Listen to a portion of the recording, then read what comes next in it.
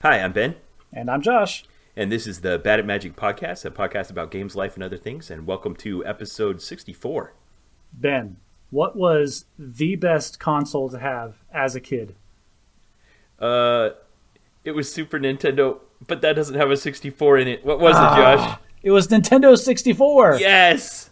You old guy. Super Nintendo is a good answer, and I should give you credit for that. I just keep forgetting that you're so much older than I am. But Nintendo 64 was the hotness. And do you know why it was called the Nintendo 64? Because it went from Nintendo to Super Nintendo to 64. Yes, as a kid, I was keenly aware of this battle between the console manufacturers to try to get non-technical people on their side as far as like how many bits they were bringing to the party. That's what it was. The Nintendo 64 was a 64-bit processor and memory architecture. This is a big deal in computer science, the transition from 32 to 64, because it's a complete revamp of everything that's in the guts of the computer, all the way down to the wires, right? Right. Just even the silicon, the sand that they have to melt down to create this crap has to be totally different for a 64-bit architecture. And it does give you twice as much addressing space. And that's the key, is that a single value that the processor can hold in its memory is now twice as long, or has twice as many bits, which 2 to the 64 is like 18 quintillion or some nonsense. And so, Wow. So one chunk of data that's going through the processor at any given time can be any value between 0 and 1.8 times 10 to the 19th. So, are we going to talk about the console wars now? No, not in any way, shape, or form. Okay, all right. N64 won. Sega is now a part of Nintendo. I mean, that's the clear, decisive victory. Well, I kind of want to talk about it. I mean, the thing, it was like Nintendo was playing the console wars game and getting the most bits, but the most revolutionary thing about that game was the controller. Well, not necessarily. The most revolutionary thing with the N64 was Mario 64, the game that launched with it, and that was full 3D. Yeah. At least for me, that was the first time I'd ever seen polygons in three-dimensional space. Yeah, but that's just kind of esoteric. Like, whatever computer nonsense is happening behind the scenes, what really matters is the gameplay. And that game wasn't just 3D, it was also a great game. It was a good example of well-designed game. And you had this fantastical, futuristic-looking controller where you could hold it with your hands on the outside like you're used to, or put one in the middle on the 3D stick, and then it just changed everything. That was the only way to hold the controller, because I can even think of a game that used the D-pad on the far left. You might as well just chop that whole part of the thing You're off. totally right, but I did play one game that I used that D-pad a whole awful lot, and I still do. What game is that? Tetris. Oh, well, okay. Yeah, I mean, if you're playing like the OG game from 40 years ago, Yeah. on your cutting edge 64-bit processor. Okay. Well, I too am grateful for the Nintendo 64, and I keep mine at my parents' house, and then whenever I go visit, I play on it for a while every time, and I enjoy it every time. Now, are you aware that the console wars are over? Well, I guess it's not really over. Nintendo just kind of floats out and does its own thing and has strong enough intellectual property that it continues to propagate. And now it's all about Sony versus Microsoft. Kinda, Josh, but I've gotten off the, first... Well, there was a big development that happened this week because Microsoft bought Activision Blizzard. Yes, making Microsoft the third largest gaming company in the world, behind Sony and Tencent, which very few people have heard of Tencent, but they're the mobile gaming giants. They're the ones that own all of the mobile games that you've ever heard of. Okay, wow. They're the number one gaming company in the world, revenue-wise. Well, this is a podcast about games. Well, there you go. And life and other things. But yes, I don't want to lose too many people talking about the in-the-weeds stuff about... Honestly, though, this is the important thing now. Is the console wars were a real thing because technology was constantly... it was orders of magnitude jump from one system to the next. Yeah. Like you had your NES, which was an 8-bit system. You had the Super Nintendo, which is a 16-bit system, which was important back in those days. For example, there are now images, like a picture that you take with your phone takes up more memory on your phone than the entire original Super Mario Brothers game did in memory. So, having more processing power is important. But nowadays, It's a lot less about the processing power and a whole lot more about the intellectual property that you own. Yeah, well, we just reached a point where the technology overcame itself. There's a point of diminishing returns when you're having exponential growth in the number of transistors you can cram onto a processor. And there's a point where you just get into the, I don't know, the uncanny valley. Like, we have enough. It's enough. Now it's about the gameplay experience and the richness of the environment and the attraction of the story. Exactly. Until we have the technology to claw our way out the other side of the uncanny valley, it's going to be all about that intellectual property. Yeah. Well, this is also a podcast about life and other things, so let's talk about life for a minute, Josh. I know you had set a goal every year to sign up for a half marathon and run it, and that happened last week. So let's hear about what happened. Oh, so that was... Did you make it? Fun. I did. All right, so this all starts with this... it starts months before that, when I was absolutely certain that the race was on Saturday morning, and I was raring to go. And then my wife... It's good foreshadowing. Foreshadowing. Like, in the middle of summertime, I don't even remember when she signed us up, but she's like, hey, the zoo is doing their fundraiser 5K again. My wife and my son both did that race the year before. And the idea is you get a shirt, you walk through the zoo. Like, the race is through the zoo. And then it's for a good cause, and you get in after hours, and they do the zoo lights with their Christmas lights and things. And it's just kind of a cool experience. Sure. Which is like, oh, we should all do it this year. I'm like, yes, let's do it. That sounds great. But these two things were completely separate in your mind. Like the half marathon was the thing you're preparing for, and the zoo 5K was like a family thing, but you didn't connect the two in your mind. Never connected the two in my mind. It wasn't until weeks later that I realized that those two were happening on the same weekend. So the half marathon was going to be Saturday, and then the following evening on the Sunday night was going to be the zoo 5K.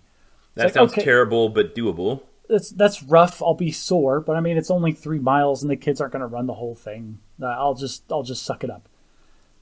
Well, then I come to find out, because I was doing research, because for this big half marathon, you can't just show up. Like, you have to go pick up your race packet. You have to register. You have to tell them, hey, yes, I paid and I am coming. Please give me my shirt and my number with my RFID tracking information and stuff on it. Right.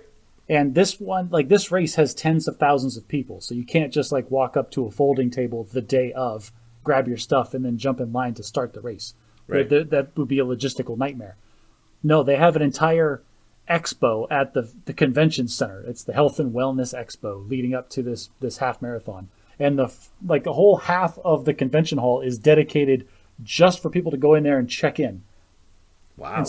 And so I'm looking on my phone to try to find the information for what days and times the expo is going to be available, so I can go down there and get my race stuff. And I looked at it and said, oh, the expo is on Saturday from 9 to 5. That's really weird, because that's when the race is. Like, the race is going to have started, and then the expo is going to open? Wait, that doesn't make any sense. Oh, crap. And that's when it all came crashing down onto me. Oh, no. The half marathon was first thing on Sunday morning. Oh, so you signed up for a 13.1 mile race and a 3 mile race in the same day. Yes. So I had a half marathon to run at 8 a.m., and then I had a 3 mile run at 6 p.m. Okay. All right. Still doable, right? So at any point did Nicole be like, oh, geez, we didn't realize these were on the same day. Okay, you recover from the marathon, I'll take the kids and do the zoo thing. Oh, no, that was never on the table. But like, who's choosing, hers or yours? Mine. I'm not backing out of that. And she expressed concern, like, oh, are you going to be okay? Are you going to be too tired? Like, you're going to be able to physically do it? And some of that's pride, like, I'm not that old. I can handle this. And part of it is, well, I mean, I made a commitment. Another part is, well, I'm not going to like leave my kids hanging. Like, oh, I'm not going to come because I'm too tired. They don't get that. Daddy's a superhero. Yeah, exactly. I've got to maintain that image in their minds for as long as possible. Right. Okay. So you got up in the morning. You didn't realize, but you were ready to take this whole thing on. But of course, you're going to give your all to the half marathon. Of course. Like, this is the thing that I've been training for. And it's not like giving my all is just going to be to finish. And it was a real journey. And I'll tell you what, Ben, every year I go there. Sometimes I'm by myself. Sometimes it's with family or friends. But this year I was by myself. And whenever I go, I always have this, I remember why I sign up for it. Like this one specifically. This is like the difference between Grand Prix Vegas and then Friday Night Magic kind of stuff. Right. Sure. Friday Night Magic is fun. You want to do it, but Grand Prix Vegas is a whole nother thing. This is an event. The streets are blocked off, and there's thousands of people there. Yes, and I sent you a semi-facetious text message because it was first thing Sunday morning, and I like to poke the bear. In this case, you're the bear in my metaphor. Sure. And I said I sent you a picture of the tens of thousands of people that were lined up at the start line with me, and I said, "Oh, I'm about to make my annual contribution to the Church of Why Do People Do This Again?" Yeah. And that's what it felt like to me. Like if all these people with like a shared identity, not a shared identity, but like a shared goal. It's like we're all from every walk of life, like every background imaginable, size, shape, creed, idealism, doesn't matter. We all showed up and we're going to do the same thing. We're just going to pour all of our energy onto the ground for no reason and then eat a free banana at the end of it. So do you feel like you were... Are you saying that this moment that you texted me about what emotions I put into your mind when I was imagining what you were going through was a little bit of second thoughts? Like, why am I doing this again? No, well, I mean, I try to capture the outsider's perspective from that, because if you've never done something like that before, you would question, why do people do this? Why would you put yourself through that? But I still did it. Like I showed up and I poured as much of my energy into it as I possibly could. And I walked away feeling content and happy. Okay. It's the closest thing that I'm going to have to a religious experience, I think. Just pouring energy into the void, and then whatever feelings, there's no feelings coming back. It's just all derived internally. Well, how'd you do? So, we can't talk about the end without talking about the journey, Ben. Like, if we were going to talk about a 5K or a 10K, sure, I'll tell you, I started, I ran it, and I was done. No, Ben. A half marathon is a journey and a vision quest, and there's things that happen along the way.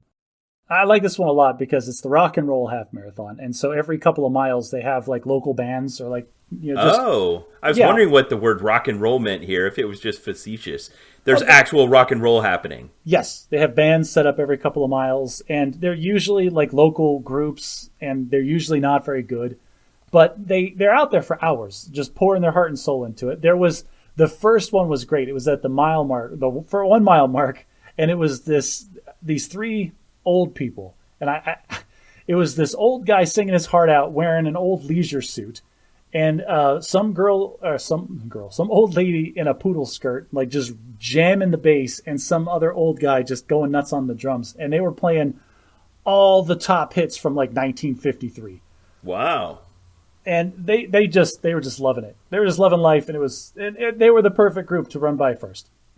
That's how you felt at the time. You're old, but you're feeling young again.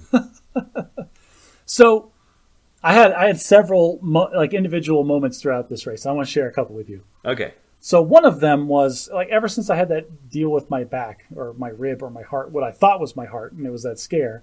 Yeah. Like I still feel it. Like I go on long runs and it's still there and it's tight in my back and it's just uncomfortable at some points. Uh-huh. And so I remember getting about mile 4 or 5 thinking, oh man, I'm getting too old. Maybe I should not think about whether or not I should keep doing this in the future. And then I swear, the second I thought that, I summoned a 75-year-old woman that elbowed past me, on your left, and just keeps trucking past me faster than I was running. The karma just made her appear out of nowhere. Yes, she manifested behind me to quash that thought, or just to make me feel stupid for having it. Nice. Then there's about the halfway point. I remember thinking, okay, we're about halfway. Oh, no, you know what it was? It was the 8-mile marker. I remember my headphones buzzed and told me I just passed 8 miles. Now, here's the thing.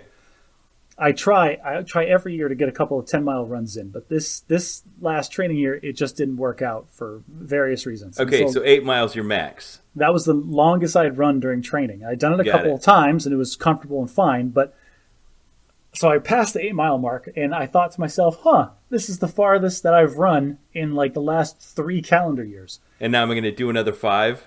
Now, hang on. Let's pause for a second, and I want to explain something to you. So, I don't know how other people run, but when I run, I get into a groove, and I fall into a cruise control mindset, where my body is running, and I am breathing, and I have a pace set, but I'm not paying attention to any of that. All of it gets kind of abstracted away, and my mind is free to pay attention and do other things, and that's why I listen to audiobooks when I'm running. I'm transported to another place, and I'm fully 100% listening to the story, and my body is just doing its thing. Some people like to listen to like Van Halen or something. No, I'm with you. I want to listen to a story.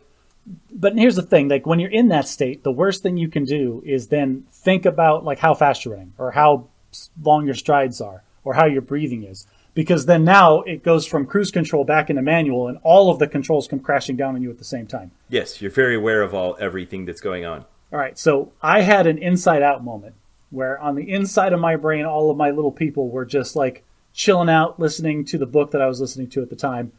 And then I had the thought, this is the farthest that we've run in a couple of years for training. And then simultaneously, they all just looked down at the control panel because they had been ignoring it previously. But they looked down and they realized that, all of the warning lights are flashing, like multiple meters are pegged out, like there's steam hissing out of joints out of the side. Yes. And so, like, for me, physically in this moment, I'm like, this is the farthest I've ever run. And then, like, I felt all of it at the same time, like, oh, crap, I am incredibly tired. I am running uphill. I am breathing super hard. And it was just a really, really terrifying moment for a second. Yeah, okay. Can I take a tangent on this for a second? Sure. Because I have this problem sometimes where I do, like you said, and abstract it all away. Like, really, when you run, let's take a really long distance, like an entire full marathon, you can break that down and break it down again and break it down again and break it down again until you're just talking about one more step, right? Right. So anybody can take one more step, right? Like at what point does one more step just too much? After you take 1,000, is 1,001 too much? What about 2,000? Is 2,001 too much? And it just feels like there's no. It's Zeno's paradox, and it feels like I should be able to run forever because when can I ever not do one more step? If you try to think about it mathematically, yes, you're correct. But when you think about it in the real world, I always think about my body as a machine, and there's a point where I'm going to run out of gas. And that's just it. Like at some point, the biomechanics of my meat sack are just going to stop working. So is that what you're hinting at here? Did you run out of gas? No, I did not run out of gas. But it was just I was keenly aware of the exertion in that moment, and I hadn't been for the previous 4 or 5 miles. And so it was just like a dramatic wake-up call for a second is all. So did you have to get your guys at the controls in your head to ignore the console again? Basically. I just recognized Stop paying attention to that, guys. It's like, that was a mistake. And I rewound my book for one full minute, and I got back into the story, and then everything was fine. We're okay. Good. We'll just forget about that for a second.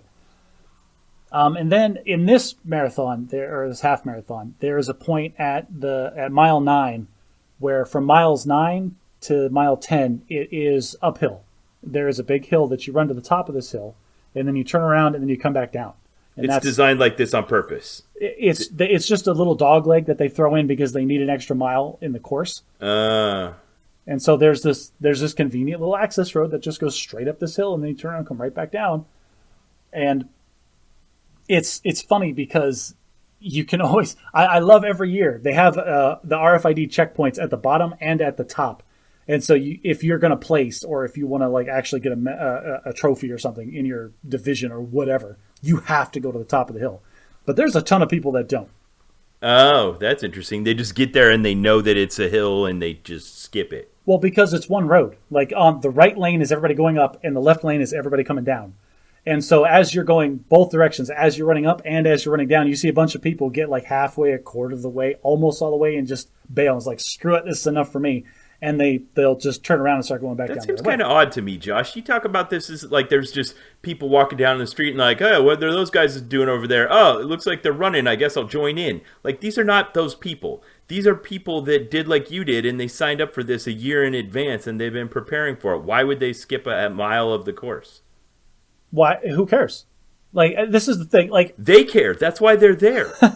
Every year I do this, and every year I see somebody will jump over the line and just start going back down the hill. And there's always a couple of people that'll give them crap for it. I ran the whole thing. But I'm over here man, they paid the same amount of money. Whatever value they derive out of this, they're getting it, and they're just recognizing the sunk cost. They don't want to run up this hill. They don't have to. If it's going to make their time more enjoyable, then let them do them. Okay, but you can take that thing to the same extreme that I was talking about, abstracting a race into taking one more step. You can just not take any more steps. The race is over right now. I'm stopping and calling an Uber. I don't know. I didn't. I have always run to the top of this hill. And what drives me nuts is I always forget, because it's not just, you don't get to the top and then immediately turn around and come back down. You crest the top and then you run like 200 yards down the other side and then you turn around. So then not only did you just truck half a mile up this hill, you've got to run another like 200 yards back up to the top after you've already gotten there. That's the part that kills you. Okay. But here's the thing.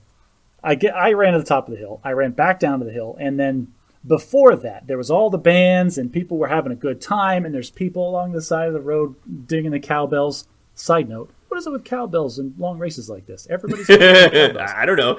You know, a year ago I ran a marathon, right? There was no one banging cowbells in that race. Well, cowbells are a thing. Anyway, from miles 10 to the end of the race, miles 10 to 13 is after this big hill, and it's like all the energy is gone. Like before that, there's people talking, having a good time, and chatter and things. Like you can hear it all around you. After that, those 3 miles are almost dead silent, and all you hear is footfalls. And that's the part of the race where I might have texted you about it afterward, but like for me at least, I have no better verbiage than this. It really feels like a test of faith, because you start asking yourself all the same questions. Like I was there running, like I'm at mile 11 and a half to 12, and I'm like, why am I doing this? This is really hard. I could walk for a little bit and no one would care. I could just be a little bit slower. I could ease up on all of this. I don't even have to do this at all. Like this is all gravy from here on out. Like why take another step? This is so ridiculously painful now. So when I was a kid, I used to watch, we didn't have that many television channels. We just got like broadcast television. I used to watch PBS, Public Broadcasting Television. There was like 3-2-1 Contact on there. And it was kind of cyclical in that you'd see the same episodes over and over. And there was one little vignette they would do about running a marathon. And as a kid, I'd never done anything like this. You know, I'd barely run like a mile in gym class.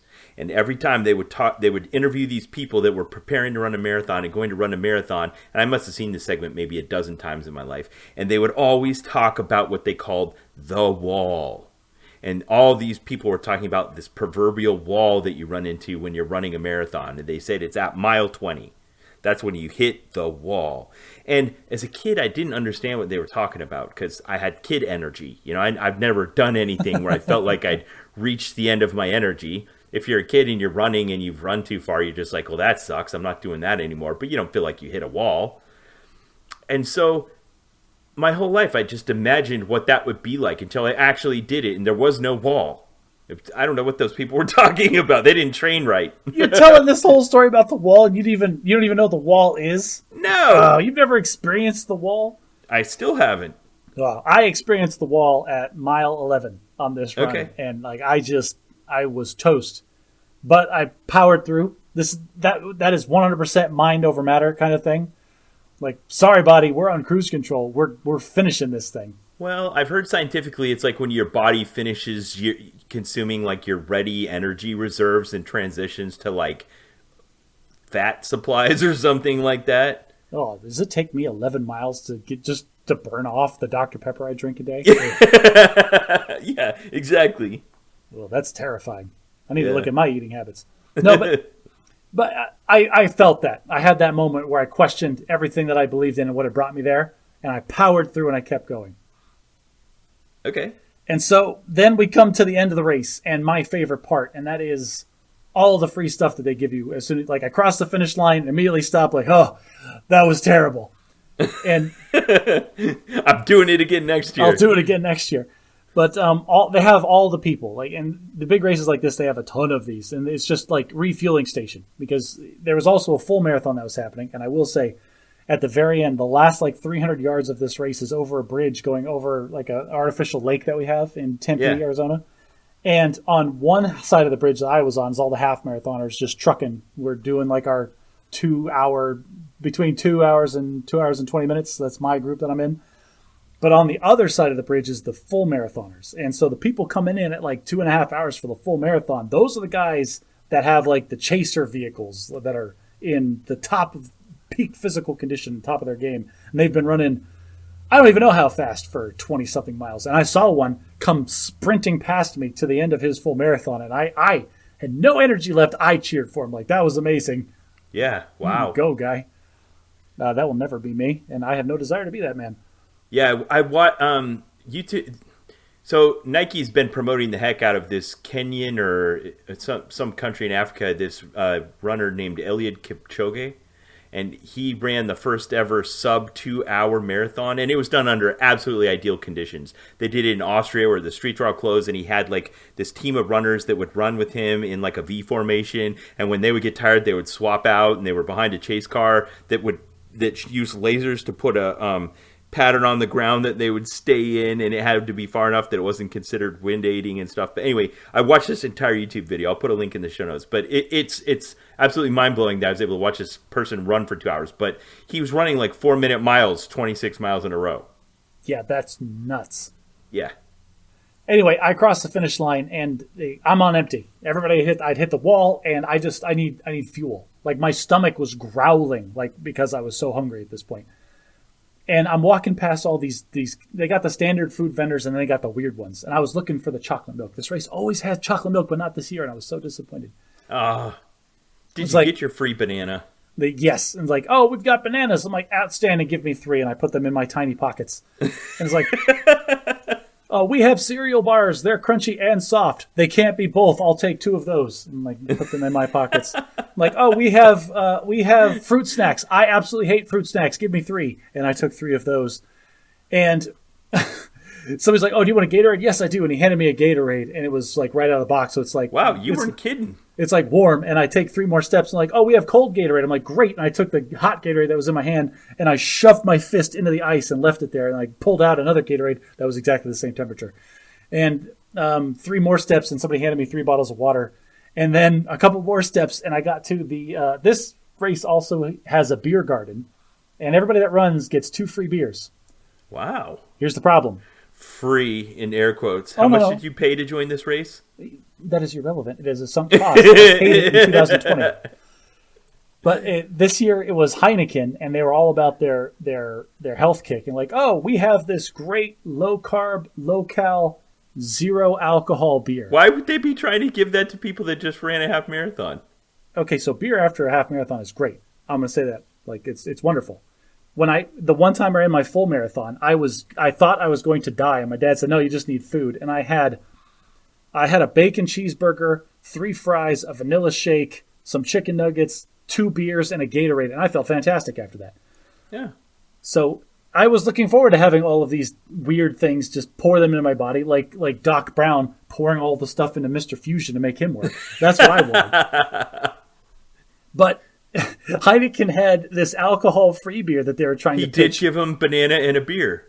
And he did give banana beer, didn't he? There you go. The DeLorean had just run a marathon. Heineken was doing this alcohol-free beer, and nobody wanted it. Nobody wanted any of it. Like, they were giving away cases of it. Like, I had a whole case of this stuff in my hands at one point, and it was just cans of alcohol-free beer. And I found a clear patch of grass, and I sat it down, and I poured all of the stuff out of my tiny pockets, and I stretched and ate every scrap of it. And I did not drink the beer, or the near beer, or whatever it was, because I didn't particularly want it at that moment, but I took the case with me. And then I'm trying to leave after I'd sat there for a few minutes. I don't have any friends there. I don't have any family there. So I'm like, well, I can just go home, I guess. And I started walking out of the park because the finish line was in this park. And there's a security guard at the exit of the park. And there's this giant pile of these Heineken cans next to him. And he goes, I'm sorry, you can't leave with the Heineken. No. And I'm like, it's alcohol free. And he's like, you got to leave it here. I'm like, okay, fine, whatever. And I just set my case down and kept going. Wow. Somebody didn't think that through. It was the dumbest and the funniest thing of that day. Yeah, promotion fail. Okay, so you get home, and how many hours is it now until you got to run a 5K? I had plenty of time. I got home at like lunchtime. I think I brought food home. Did you take a nap? There's a lot. I've lost some hours in the middle of that day. I believe I came home with food to eat for the family. I ate something. I believe I showered for a very long time. And then I do remember waking up on the couch. I don't remember falling asleep there, but I do remember waking up there. And then it was like, hey, we got to go through the zoo in like an hour. And I'm like, I had another moment where All right, so I talked about this the first time when I took my son to that super late birthday party at the trampoline gym, when all I wanted to do was leave, and I was so fed up with the whole situation. But then I saw how excited he was and realized all I had to do to be a good dad was suck it up and sit there for another hour. I like this part of you, Josh. If this is one of those moments I had again where, you know what? I just want to stay here on the couch. I just want to stay here on the couch and just sleep more. But all I have to do to be a good dad is drive my kids to the zoo and then walk around for an hour. Okay, you said that, but at the time you're like, oh my gosh, this 5K, and you were worried about it like it was running another race, but you sent me a photo and it just looked like you guys were taking a walk in the park. Well, so the first mile of this 5K, they just had to pad out the distance, and so it was back and forth in their parking lot. So you had to go back and forth in these slaloms that they set up in their parking lot like 4 times. It was really lame. So both my wife and I grabbed one of the kids by the hand, like, we're going to get through this as quickly as possible. And we actually ran that first mile. And that did suck, and my legs did hurt. Plan a better course, guys, honestly. All right, so it wasn't great for the zoo in like, there's only 2,000 people there, but like the pathways were narrow enough that they were trying to have two-way traffic, and it was single file on either side at some points. Like, it was, the whole thing is just not set up for what they were trying to do. I see. But that didn't matter because we got to see all the lights and some of the animals were out and they had hot cocoa and free kettle corn at the end of it. And so, like, my kids had a blast. And then afterwards, we got to stick around in the zoo. It was open for like another 2 hours. And they got to go on the little playground with the cave. And it was at nighttime now, so it was all different and cool for them. And it just came back to that idea that all I had to do was do this walk.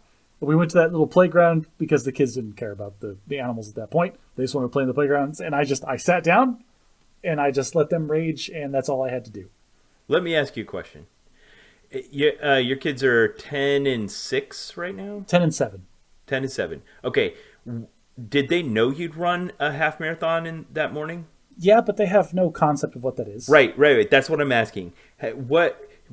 They didn't have any conception at all of you and the toll on your body and the exertion and the energy. Like, did they express anything that showed there was a thought in their mind given towards that you were exerting yourself here? My son might have had an abstract idea that I was tired. But Daddy's tired. Yeah. It's like, oh, he seems really tired. And then, like, when we finished the 5K at the zoo, they're like, oh, that took a long time. And I'm like, go do it 3 more times. And he goes, what do you mean? I'm like, that's how far I went this morning. And, like, my daughter just nothing, like water on a duck's back. Like, okay, whatever. Yeah. My son's like, oh, that's a long way. I'm like, yeah, that's a long way. But he still didn't get, like, how much it took out of me. Okay. All right. Well, good job. Good job meeting your personal objectives as well as being a good dad. Yay. Proud of you, buddy. Thanks, Ben. All right. Well, that kind of brings us back to what we talked about last time, where we talked about the goals that we set for ourselves and why. So I kind of poured my heart out as far as like what was going through my mind is I'm just doing my annual reflection on my life of the past year and thinking about what I want to do for the next year and how that's going to lead me towards success and the things I want to do in the next 5 or 10 years. And I kind of poured all this out on you, and we had a discussion and I came up with my goals, and I'll tell you what mine were in a second that I settled on since you limited me to 3. But then, like, right after we got done with that, we published the episode and put it out for people to listen to, I started getting feedback from listeners, and they were also thinking through these things, and I love it. But right after that, one of our favorite internet personalities, CGP Grey, published a video about making resolutions, and you sent me his video, and it was like 5 minutes after it had gone up on the internet. Do you want to talk about that video? I do, but before I talk about the video, I want to talk about link in the show notes. Link in the show notes. CGP Grey sponsor the podcast. No, but so it was listeners giving you feedback about resolutions, which is great, but I don't think you recognize, like, in the moment. I was listening back to our last episode, and there was a moment where I had a real, not a crisis, but like a real moment of self-reflection. Because I'm always... I kind of remember, because I've listened to him several times, and you said something to the effect of, like, am I being serious enough about my life? Yes, to that effect. Because yeah. At the whole beginning of the thing, like, oh, resolutions are for chumps that don't have their act together. And then, oh, 5-year plans are for people that think they know what the future's going to hold. Then all of that kind of like, I have all of these separate thoughts in my head, and they're all true to some extent. But when you put them all together, I hadn't lined them all up and looked at them at the same time. But when you do, it's like, I'm really not taking, like, I want to be this person that takes agency and claims that I have control over my actions and the things that happen to me and my family. But all of those thoughts then lined up together just seem like, oh, I'm on coast, man. Like, I'm just doing whatever is going on. And I was thinking about that real hard ever since we had recorded that podcast that day. And the whole weekend, it was just like churning in my brain, like, well, I need to get, I don't know, not necessarily back on track, but I need to be more deliberate about the things and the things I'm deciding and the actions that I'm taking and the plans that I'm making. And then, lo and behold, our favorite internet personality drops a video about a system that he uses that has developed, and he's developed a product specifically to implement this thing. And at first I was like, well, I've heard him on his other podcast talk about like some of this tracking stuff that he does. But I watched the first part of the video, and there was just the mechanics of his goal setting, like his short-term goal setting. I immediately fell in love with, like, okay, this is something that I can totally get behind. And so... Yeah. I've heard him talk about this in the past, and he had... You could tell there was something underneath. I didn't realize he was so deliberate about it. Like, occasionally he would talk about things like Operation Get Fit, or I can't remember. He had a buzzword that he used for referring to Fitotron 5000. Fitotron 5000, like that. And you could tell that once he had gone through all this mechanical process for deciding how he was going to achieve his goals, at the end he would kind of step back and look at it, and then he would assign like a theme. And that's what he was calling it, was, having a theme of the year. So he has a podcast called Cortex and it's all about like business and productivity and stuff like this. And I don't listen to it anymore, but I listened to it years ago. And this guy, CGP Grey, is all about systems and math and tracking and metrics collection and like doing the time logs of your days and that kind of thing. This is why at first I was super skeptical, because any system that he comes up with is going to be very, very hardcore. And I'm not committed enough to a super hardcore system. Like, I don't want something that's going to be so huge and overhead in my life. Yeah, I understand that. But at the same time, I appreciate his more scientific and quantitative approach to making and then pursuing goals. So that's why he had my ear. Like, I'm listening because I agree with your approaches to things, but I don't want to dive into the deep end of spreadsheeting my day. But the one thing that he had that I'm absolutely going to do is he said, like, oh, well, here on this like chart, and it was just the XY axis chart, and it's like you write your goals, and the idea is that every day you go back and look at these handful of minor goals, and it's a toggle, yes or no. Did I achieve this goal today? And what really sold me on this was that he said, oh, and you can assign partial credit.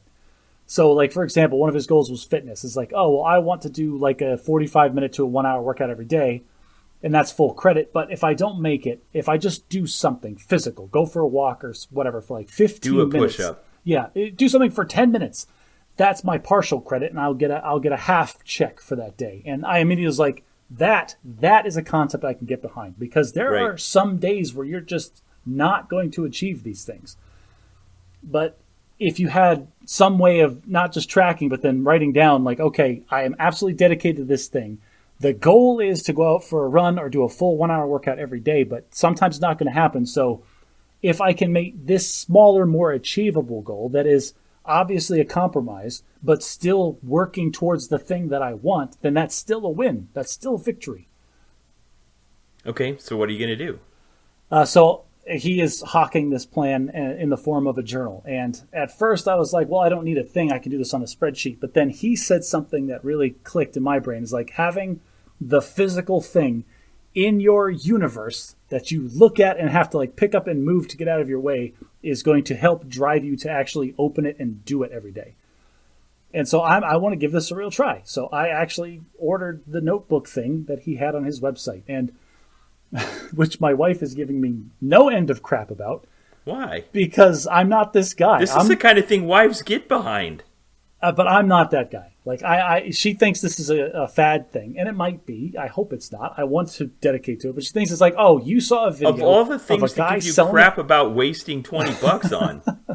You saw a video about a guy selling the thing, and you bought the thing like 2 hours later. I guess when you put it that way, right? Yeah, that's what got me. I'm like, I mean, and I get a little defensive because, yeah, I'm not that guy, but I want to give this a real shot, and I think this will be a good tool to help me try, so I'm going to do it. So do you have the book now?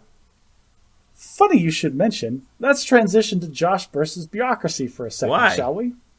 How hard is it to order a book? So I ordered the book off of the website that he linked to like an hour after he published that video, okay? Right. And then the website was kind of like, oh, we've received your order. And then 5 seconds later, I got another email. We've processed your credit card. Your order will ship in the next 5 days. Okay, great. I waited the full 5 days, and then I waited a full 8 days. And then I sent an email to their support like, hey, here's my order number. Haven't heard nothing. What's the thing?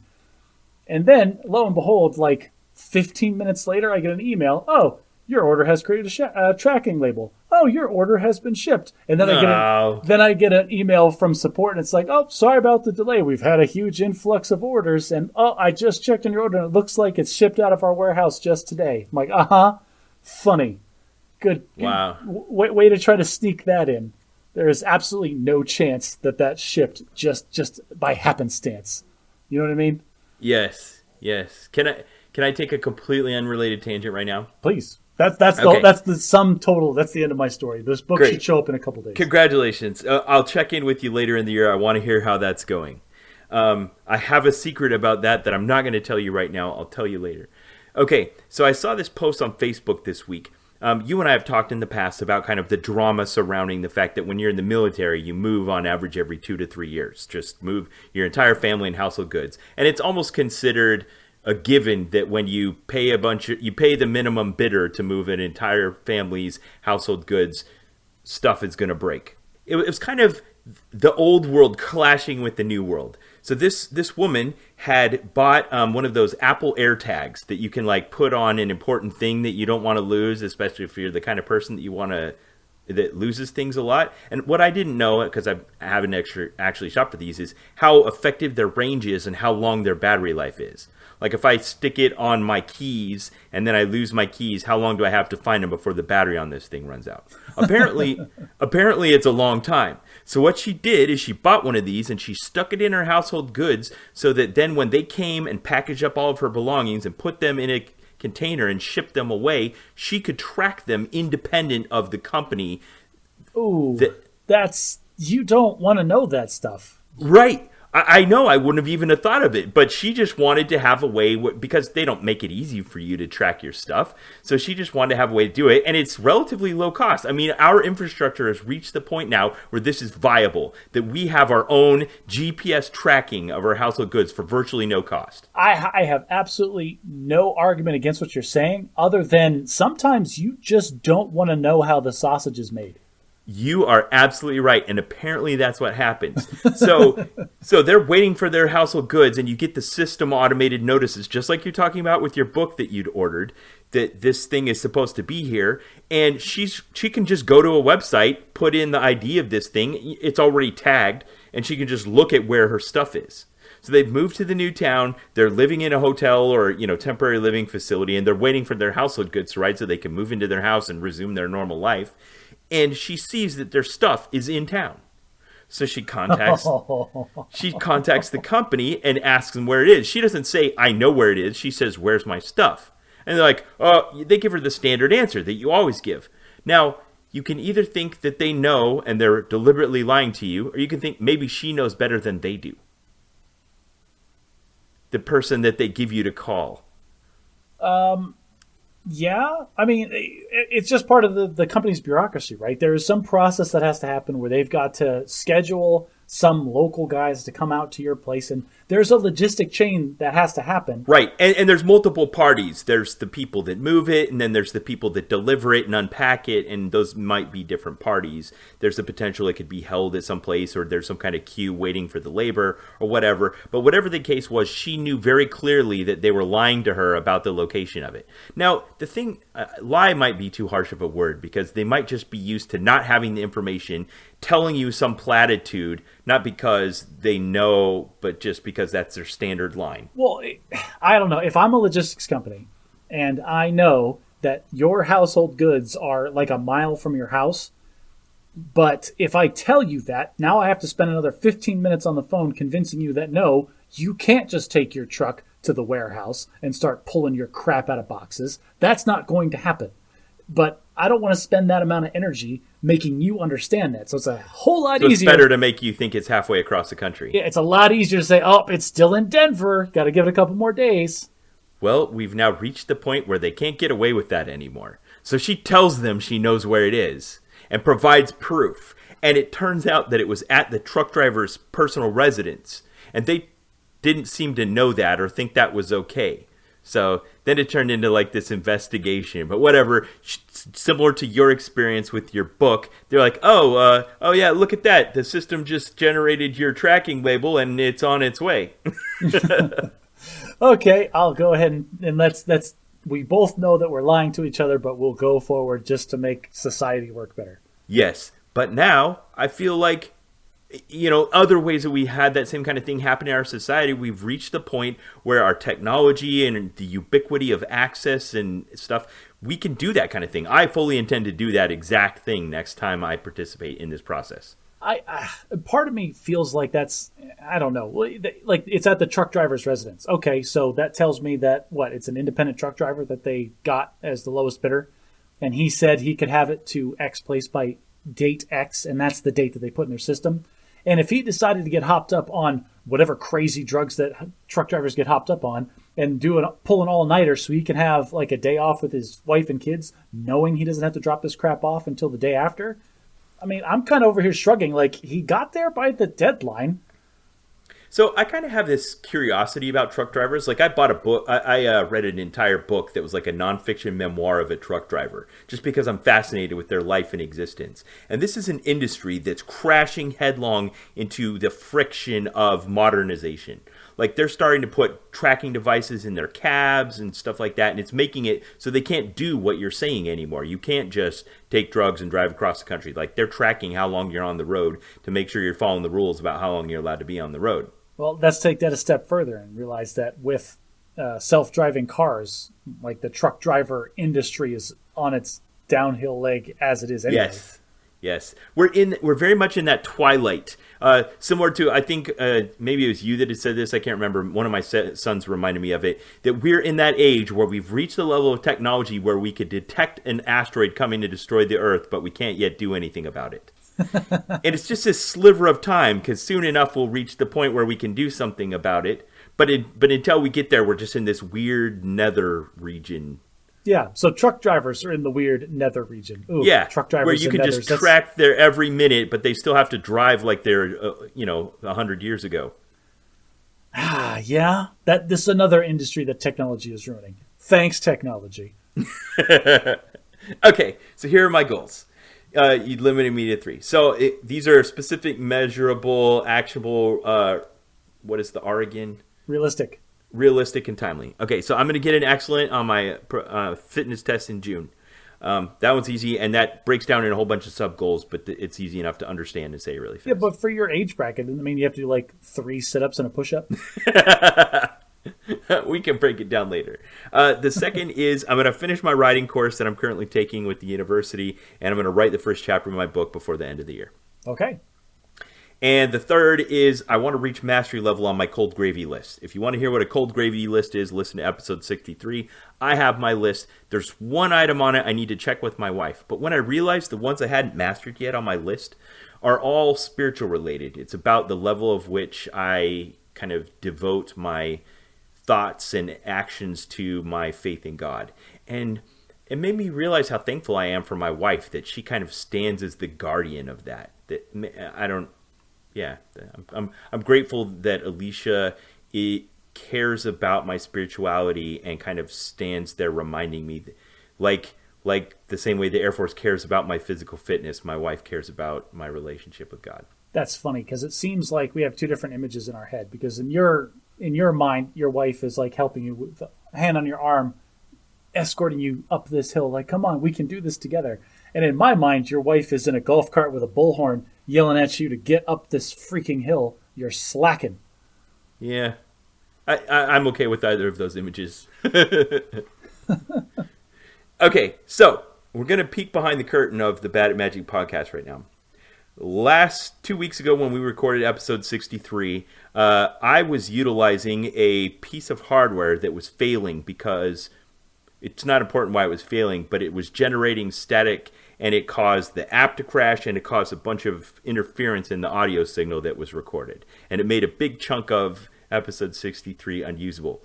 So I thought we talked for longer than an hour and 45 minutes. Yeah.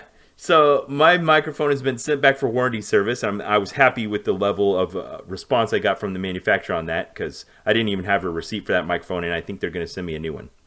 Nice. But I'm talking to you on my backup mic right now, and I would like to recreate some of what we did. So, Josh, right now, in the public zeitgeist, kind of popular in both pop culture with the music as well as the film itself, is Disney's animated adventure Encanto. Oh, Encanto, yes. Let's give it the full Bad at Magic review. Oh, the full review? All right, so you're going to do some meta stuff, and then I'm going to do the plot synopsis? And then we'll give it, and then we'll rate its use of magic. Excellent. All right, in 20 minutes, ready, go.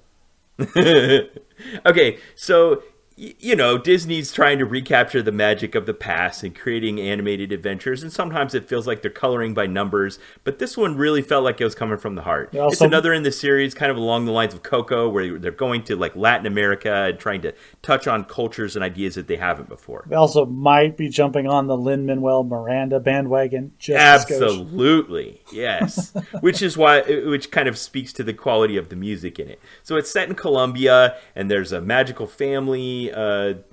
Yeah, and like you said, that there's this other stuff happening in the background that's feeding into this, that it didn't feel like a traditional Disney musical. No, it did feel like its own unique and set off individual property. And story-wise, it's the family is magical, they have magic. That is just accepted, almost to a hand-wavy degree. And yeah. Everybody in this family gets a gift at their coming of age at some predetermined birthday. Not a kid, like the kid was 12 or something. Doesn't matter, except for one of the kids. One of Mirabelle, Isabel, something. It ends in Bell. It's voiced by the girl from Brooklyn Nine-Nine. It's fantastic. Anyway, I didn't know that. She doesn't have a gift, and it's weird because that's important, and at the same time not important. The idea is that in part of this movie, like the magic starts to fail, and then nobody believes her, and she goes on this quest to discover why the magic in the family is failing. And this movie, I'm not gonna lie, I had low expectations going into it because I thought it was a Disney cash grab with Lin-Manuel Miranda, but I was pleasantly surprised at several turns that happened in this film. For example, sorry. Ahead. Okay, I was just going to launch into my examples of what I like this movie about. Sure. The first one my wife had to point out to me after the fact is the main character's oldest sister. Is her superpower or her magical gift is that she's basically Superman. She's really strong. Really strong and indestructible. And she's out in the town always doing the heavy lifting. Like in one scene, she's moving a church. How often does a town need a church moved? But that doesn't matter. And what's interesting is that then this character had a song routine about like there was just stress and pressure in her life. And my wife pointed out after the fact that she was already like so over it because she thought for certain that this character was going to sing about how the boys don't like her because she was 7 feet tall and looked like the Incredible Hulk. But it wasn't. Like she sang a whole song about how she was being weighed down by expectations and this pressure that she felt to perform at her best and her peak all the time. Yeah. And I want to talk about this more lately because I think that kind of thing is done deliberately by storytellers where they have a character and they introduce it and they're playing on the fact that you the viewer are going to have an expectation for what that character's arc is going to be because of past stories you've consumed and similarities with that character. So your wife thought this character is going to fit this mold because that's what we expect in this situation. Right. And honestly, I really like that character. I identified very closely with this character. I think everybody at some point has felt, doesn't matter how well you're doing, you always have that lingering fear of inadequacy that just rides you. But it didn't turn into a shallow, I'm not romantically worthy kind of trope. It did not turn into that. It turned into something much more deep and relatable. And after my wife pointed it out, I realized that was one of the main reasons that I really like that character, is that they went for a more difficult story to tell. Yeah, cool. I like that too. I watched it the first time, and like you said, the main character that didn't have a power, I kind of felt like, oh no, this is going to be a problem. Oh no, she doesn't have a power. Everyone else has a power. This is going to be the central conflict of the movie. And she was just like, it's okay. And somebody go like, oh no, you don't have power. She's like, I'm okay. And everyone would be like, oh no. And then you realize this is going to be the conflict, and her denial is part of it. Yeah. Yes, because like, oh, she doesn't have a power. Clearly this is going to be the conflict. And then, oh, it's not going to be the conflict. Oh, but it's part of the conflict. Like her not having this power is causing these problems with the expectations of the whole family. And I will say that I appreciate the fact that Disney kind of stuck to their guns on this, that Maribel did not get a power at the end of the movie. The movie ended and the character did not. I thought for certain, like, this is going to be the thing that happens. Right. This, again, they're subverting your expectations and doing something you didn't expect, and you found that pleasant instead of disconcerting. But they subverted my expectations in a way that was that furthered the plot, that made the story better, not just for cheap thrills, but in a way that mattered. Yeah. No, I totally agree with that. Totally unlike Frozen, but I'm not going to go there. Another thing, it's not hard to get you to rant about Frozen. Oh, no. Another thing that I really appreciate of this movie that is very random is I am honestly surprised at the end of the movie that they told such a deep, complex story in basically one house. They did not have very many set pieces for this movie. Usually these movies are all about orphans, because you have to be orphans, going on giant, elaborate adventures to faraway places, but they just stayed in their house the whole time. Yeah, it was kind of a hurricane in a teacup. It definitely wasn't an epic journey. Now, that said, they did cheat a little bit with the whole Doctor Who's like bedrooms thing, where she went into it's bigger on the inside. Yeah, she went into her uncle's room, and it was like a freaking crumbling Indiana temple Jones and the Temple of Doom. Yes, it was like a Prince of Persia set. Like, wow, this is just in the house, I guess. It's fine. Yeah.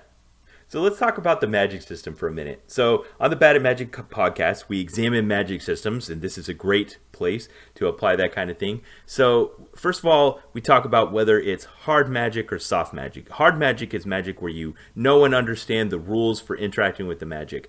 This is the softest of magic. They tried to have rules, but then broke all of them. So yeah, This is way softer. We don't really know where it came from. We don't know what makes it work. We don't know how it started. We don't know if it's going to stop. We don't know why she didn't give a power. We don't know who the next guy's going to get a power. We don't know what the limits are. We don't know any of that. Oh, the source of all the magic is this candle, and this candle can never go out. Oh, but it went out. Oh, but the candle came back. Like, oh, like, just you're going to set up rules just so you can break them to have like a fun. You see that right there. When the candle goes out and then they got the candle back, that is a subversion of expectations for no reason other than to try to get a cheap thrill out of us. Yeah, you're right. And that one felt very familiar. I mean, it was the same as like the end of Beauty and the Beast. Like, oh, if the last petal falls off the rose, then he'll die. Oh, the last petal fell off the rose. Oh, it's okay anyway. Oh, he wasn't going to die. What's the point of telling us the rules? Hang on. He was going to stay. He's going to be a beast forever. Right. Yeah, there you go. but he was also had gotten stabbed by Gaston. Who was not the bad guy in that movie. Gaston was the hero. We're not going to do that again either. Okay, so since we've established that this is a soft magic system, we also have Sanderson's laws of magic that we use to evaluate. So the first law of Sanderson's laws of magic is that their ability to solve conflict with magic is directly proportional to how well we understand the magic.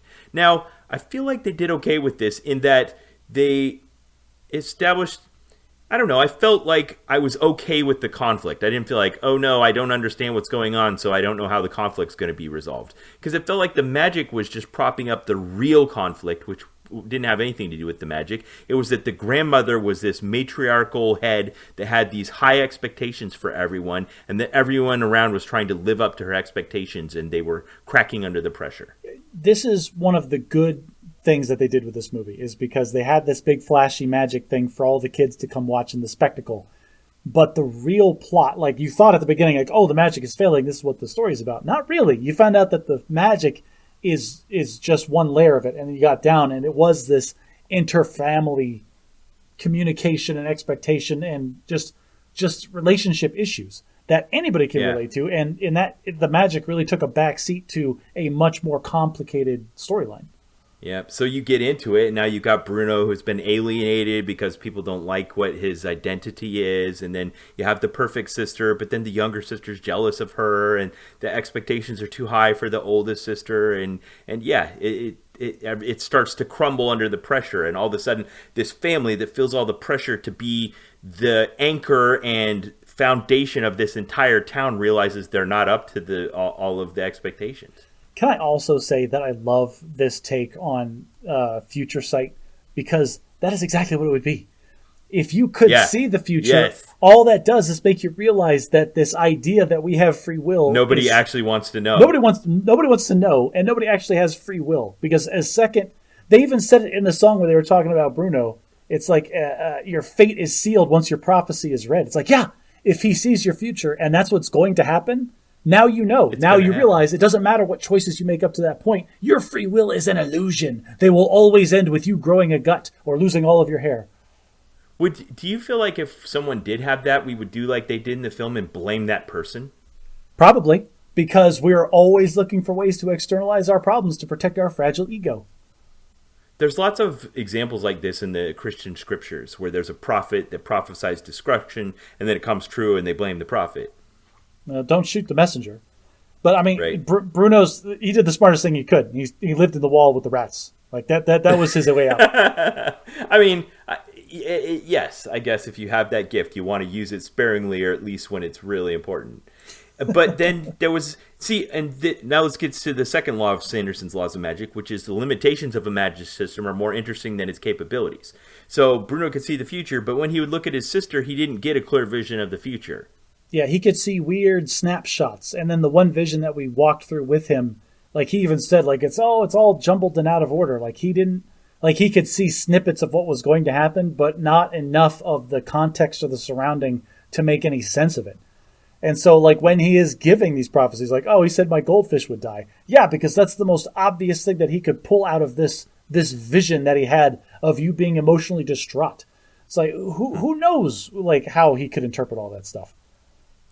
And then the third of Sanderson's laws are expand on what you have before you add something new. So, yeah, they weren't really good at this. So, in the end, I'm going to have to... I'll say it's a soft magic system. I'm going to give them a C for their use of magic. I'm also going to give them a C. I would give them a better grade if they didn't wimp out at the end and go for the Disney mega happy ending.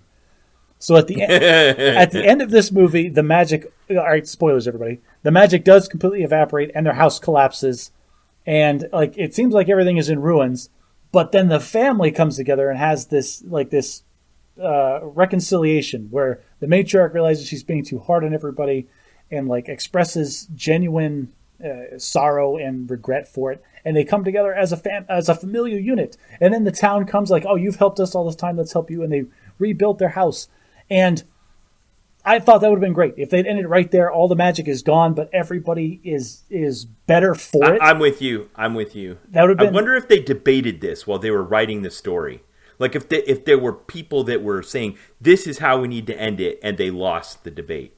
Maybe, because they had to have the Disney mega happy ending where, oh, we put the new doorknob on, and then all the magic in the house came back, and everybody got their gifts, except Mirabelle. Mirabelle still doesn't have a gift. And that, one, it felt cheap, and two, it felt like they're setting up for a sequel. Like, oh, Encanto 2, Mirabelle's gift. I feel like that's coming. You're probably right. The music. Do you have anything else you want to add about Encanto? The movie was okay. Watch it with your kids. But I can't stop listening to the music. I've been It's good. I enjoy I'm it. at work doing accounting, and I have the Encanto playlist just going in the background. So I got in my car and I turned on one of the songs and it came on on a streaming service, and then it went to the next song and it was the same song again, but it was in a different language. I was like, oh, that was interesting. And then as I started going through this playlist, I think it went through 12 different languages. Oh, and then it turned into guess the language. It was like, you don't know about Bruno, and it was English, and then it was Spanish, and then it was Portuguese, I think, and then it was Italian, and then it was German, and then it was like Tagalog, and it was just all over the map, and it was fantastic. I enjoyed that out of it. Spanish and Portuguese I can get because if this movie is aimed at South America, then yeah, Right. that makes sense. But Make it accessible. German, and I guarantee there's a Chinese version. Yeah, there was Japanese as well. That's just market appeal. Now, all the voice actors are people we're kind of familiar with, but there's one that it just felt like there was no reason for it. There is always a reason. Don't you dare. Don't you dare. So this is yet another movie where like we have an animal sidekick in one scene for 5 minutes that has no speaking lines but makes random animal noises. And so who's the man in Hollywood you call when you have this kind of role? It has to be Alan Tudyk. Okay. What else has he done? He was the chicken in Moana. What? Yeah, he was the chicken in Moana. You're gonna make me like Google it, and I will. Alan Tudyk's animal sidekick.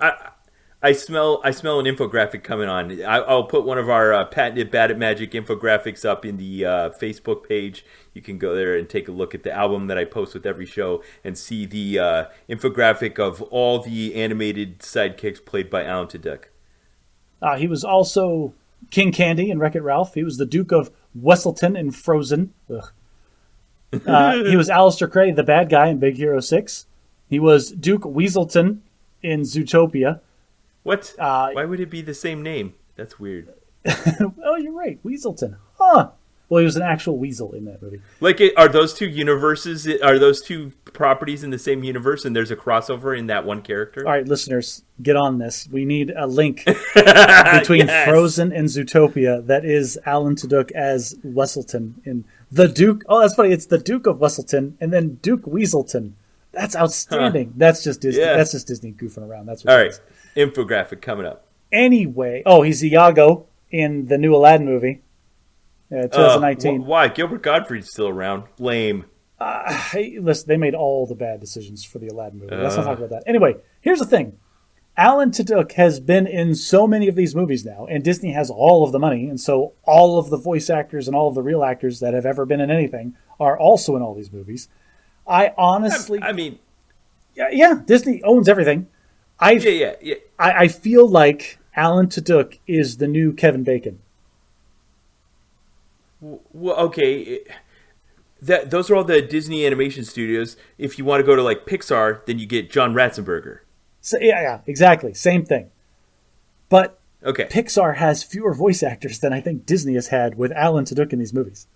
All right, I'll make an infographic. Yeah, so Kevin Bacon was at the peak of his popularity in what, early '90s, late '80s. Yeah, but he never really stopped. No, he still appears in things every now and again. But what I'm saying is this is the same thing as happened. He was in movies with freaking everybody in his heyday. That's Alan Tudyk now, buddy. Alan Tudyk is the Kevin Bacon of our time. All right. Well, let me find out my Alan Tudyk number. Oh, this is I'm like going to the Internet Kevin Bacon database. It's called the Oracle of Bacon. And I'm going to find out, let's see, Kevin Bacon to Alan Tudyk. His Bacon number is 2. Alan Tudyk was in Big Hero 6 with James Cromwell, who was in Beyond All Boundaries with Kevin Bacon.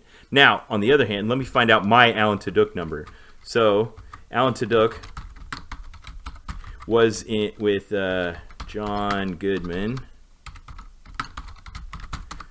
Alan Tudyk was in Trumbo with John Goodman, and John Goodman was in Babe with my brother-in-law, so my Tudyk number is 2.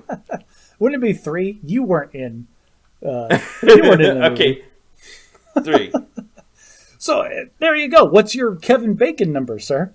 Also probably. Let's see. Because John Goodman was in something with Kevin Bacon, guaranteed. Yeah, probably. Yeah, he was in Patriots Day with Kevin Bacon. So my Bacon number is also 3. Well, you see, there you go. You are the same distance from Alan Tudyk as Kevin Bacon. Right. I rest my case. Okay.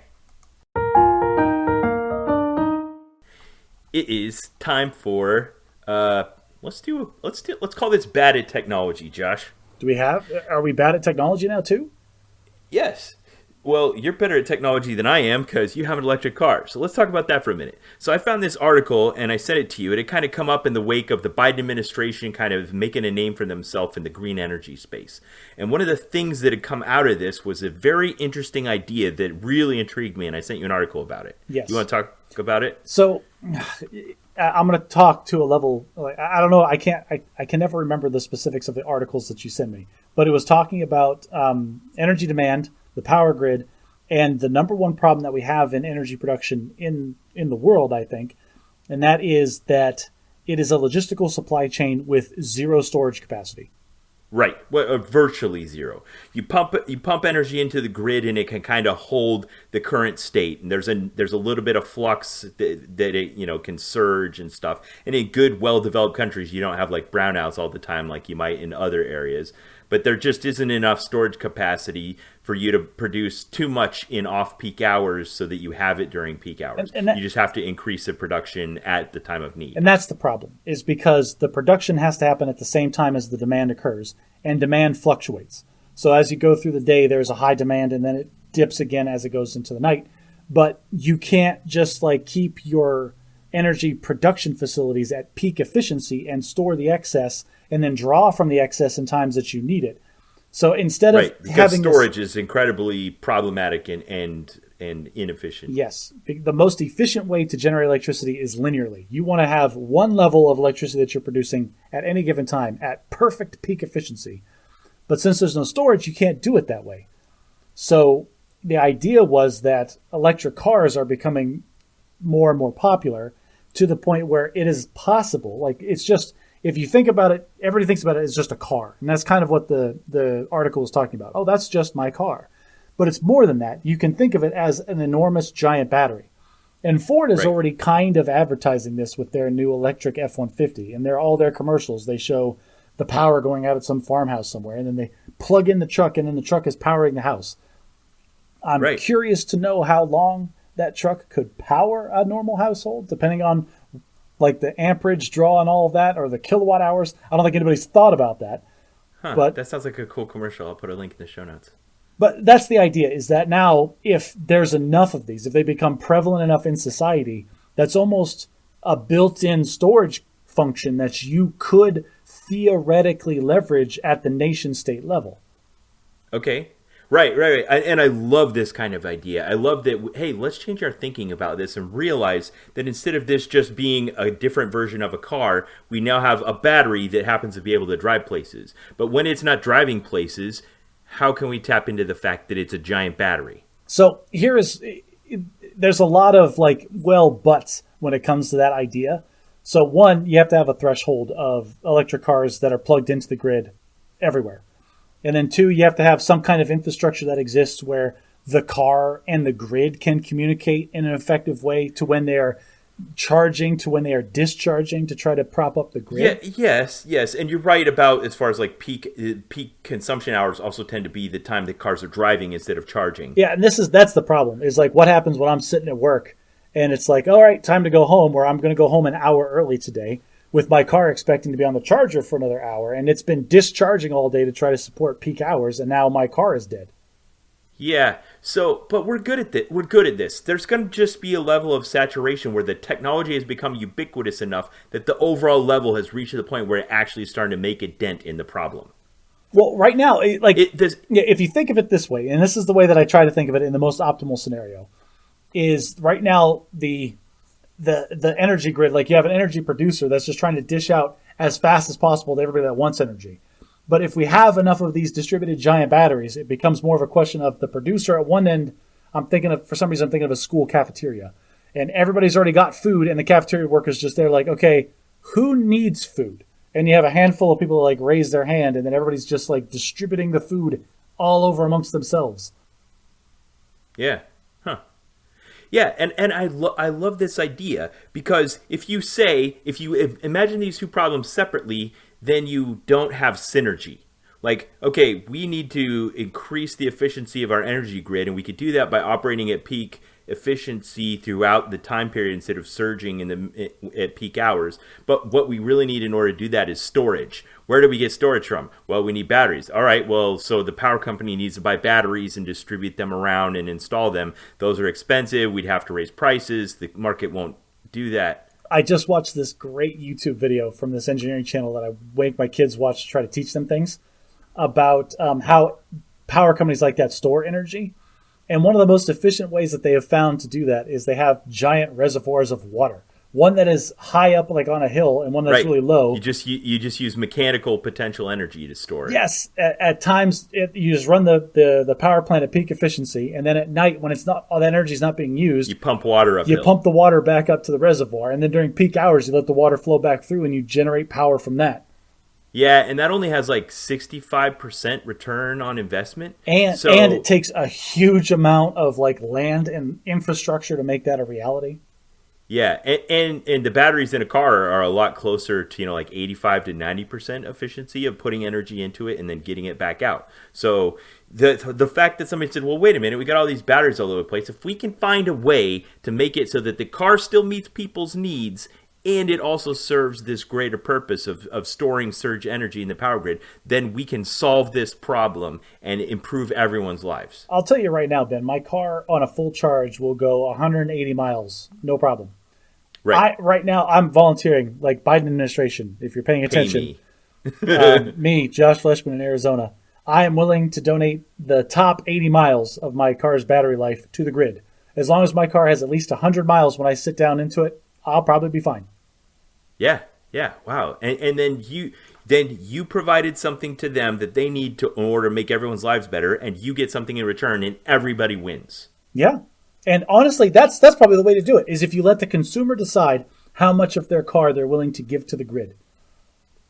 Yeah, I like that. So I read this article and I was excited about that idea. It made me want to get an electric car even more. And it also made me think about what are other ways that we've done this in society and in the past. So I tried to make a list. Okay. So I'll give you some examples. Like, for instance, back when there used to be drive-in movie theaters, what you would do is you would drive up to a little stake, and then next to you on the where you park your car is a little hook with a speaker on it. And you take the hook off and you hang it on the inside of your car, and you have this tinny little mono speaker that plays. Well, what happens is the wires get broken, people run into them with their cars, they don't tend to work, and if you've gone to a drive-thru, it's been operating for any amount of time, it's crappy service. And there's not a lot of incentive for them to fix it or make it better. But then technology advanced a little bit, and they realized, hey, every car out there has a stereo in it that operates pretty well. All we need to do is just broadcast on a local radio frequency the sound from the movie, and people could just tune to that station in their car and listen to it. And now the movie theater no longer has to produce and repair the speakers, and everyone gets better sound, and it's just win-win. Are there still drive-in movie theaters? When's the last time you went to a drive-in movie theater, Ben? It's been within your lifetime. But I'm talking about examples of the past. So, okay. But this is what's called a positive externality, and they're kind of rare in society. But that was one I could think of. Another one that's much more recent is smartphones.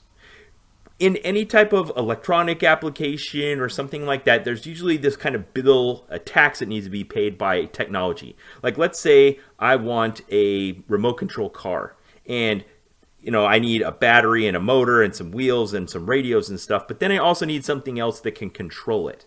And if I'm trying to sell this to you, the consumer, maybe that's another 25% of the cost that I have to spend on trying to get a controller for it. But what if instead of spending that 25% of the cost, I can just develop an app that you can download for free from the App Store and turn your phone into the controller from that car and take that out of the case and sell it to you for 25% less. Well, there you go. Yeah, there's less electronic waste, there's less, and your smartphone is way more capable of anything that I could afford to put in that case for $10. You know what? We talked about an example of this when we talked about COVID the first time, I don't even know, like a year ago. But like when we all went into full lockdown and all the schools shut down and went to online learning, like that couldn't have happened 5 years ago because there was not the expectation that every kid just had high-speed internet connectivity. 5 years ago? I would say that 5 years. Wow. Probably wasn't. That probably wasn't a given. Well, I would say it's longer than that. It's probably longer than that. You're right. But now, like you're identifying things that we can, like technology is coming in and we can just make these assumptions now.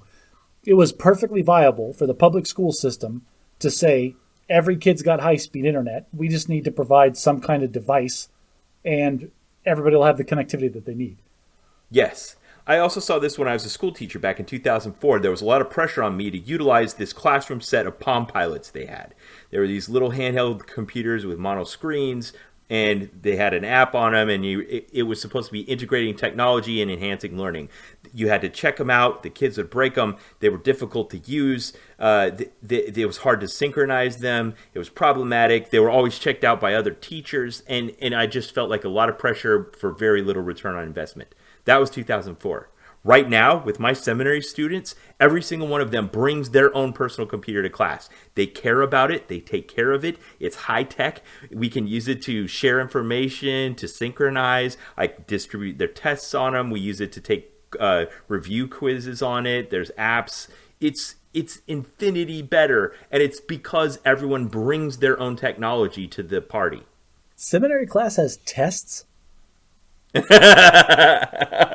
need to do a full interview on We seminary. do. I just realized how much goes into this because I thought it was just you talking at 4 sleepy kids every day. No, there's a lot more to it than that. We'll put a pin in that one. And there's more to come. They're in the near future of these things, these positive externalities that come when technology reaches a level where people can bring their technology to the party. I mean, you've probably heard of distributed supercomputing, where like your computer that's sitting or not doing anything could actually be working on something else and sharing. You can sign up for, what do they call it, folding at home? There are labs that do like DNA genome breakdowns of, like the latest one was COVID. There were labs that were trying to use supercomputing power to break down the COVID genome so they could come up with vaccines and treatments more quickly. And you could donate the idle computing cycles of your computer in this giant distributed network and help crunch the numbers on it. Yeah, awesome. Love it. And we'll probably get there in our lifetimes with like ride sharing or self-driving cars where a car that's sitting in your garage or in a parking lot somewhere for 99% of its lifetime now gets utilized at a much greater rate. And that is just better for everyone. It's less consumption. It's less waste. It's the future. I'm so excited. In my sci-fi utopia, you don't even have devices. Devices just exist everywhere you go. And the only thing that follows you is your preferences. Yeah, it's Star Trek. Yeah, there you go. All right, it's time for Bad Logic. Yay, let's do Bad Logic. It is an even episode, so it's me, and I'm going to do a fallacy.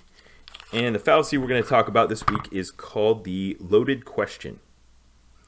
Loaded question is asking a question that has an assumption built into it so it can be answered without appearing guilty. Josh, do you beat your wife often? Hey, Ben, are you going to eat that? Yeah, this is something I think I've talked about this in the podcast before. This is that second and third order questions where you're asking this question, but it's just the start down a little journey that you want to take to lead somebody's thought processes to the same conclusion that you already have made.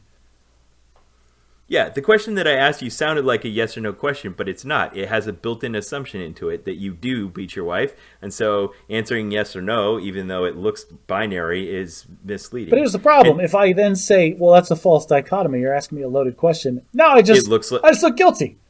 Yeah, it looks like you're... But you have to do it. There's no other way.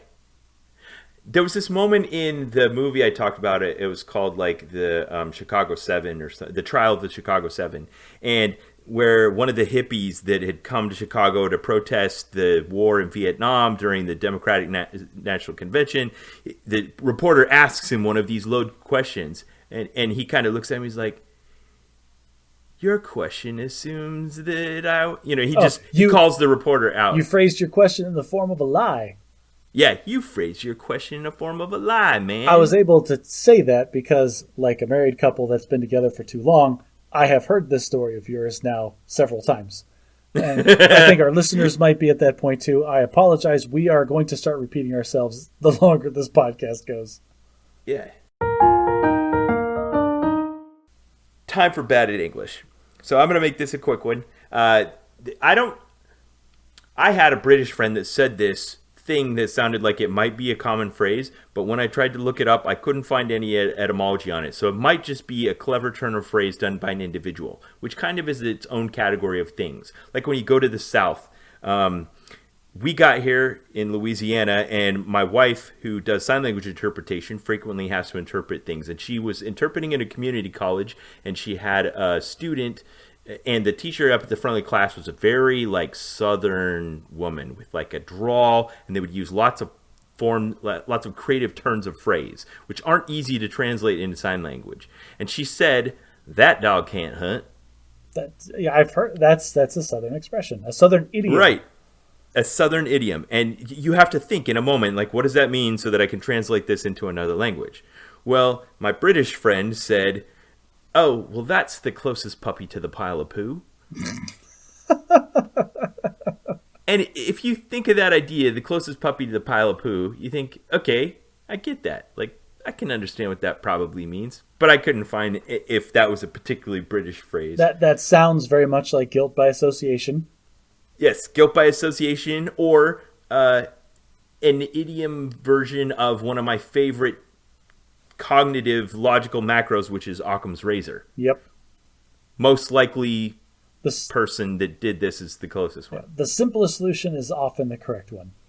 Yeah, or maybe it's kind of circumstantial evidence. Like, yeah, you're blaming the closest one, but maybe it's not him. Anyway, it could mean any of those things. Yeah, if you hear galloping and whinnying, think horses, not zebras.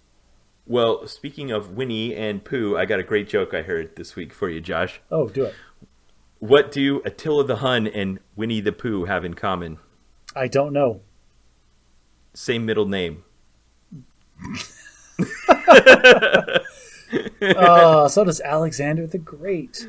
And if you try to think about Winnie the Pooh and Attila the Hun, I don't know if they have a single other thing in common. So, but they have the same. Oh, they're both actually currently a plague on China. How about that? Yikes. Political commentary. Josh. Ben. We are behind on Board Game Survivor, so we need to talk for a minute about games. What games have you played since we last spoke? I actually have a couple of card games that I played that I would like to talk about.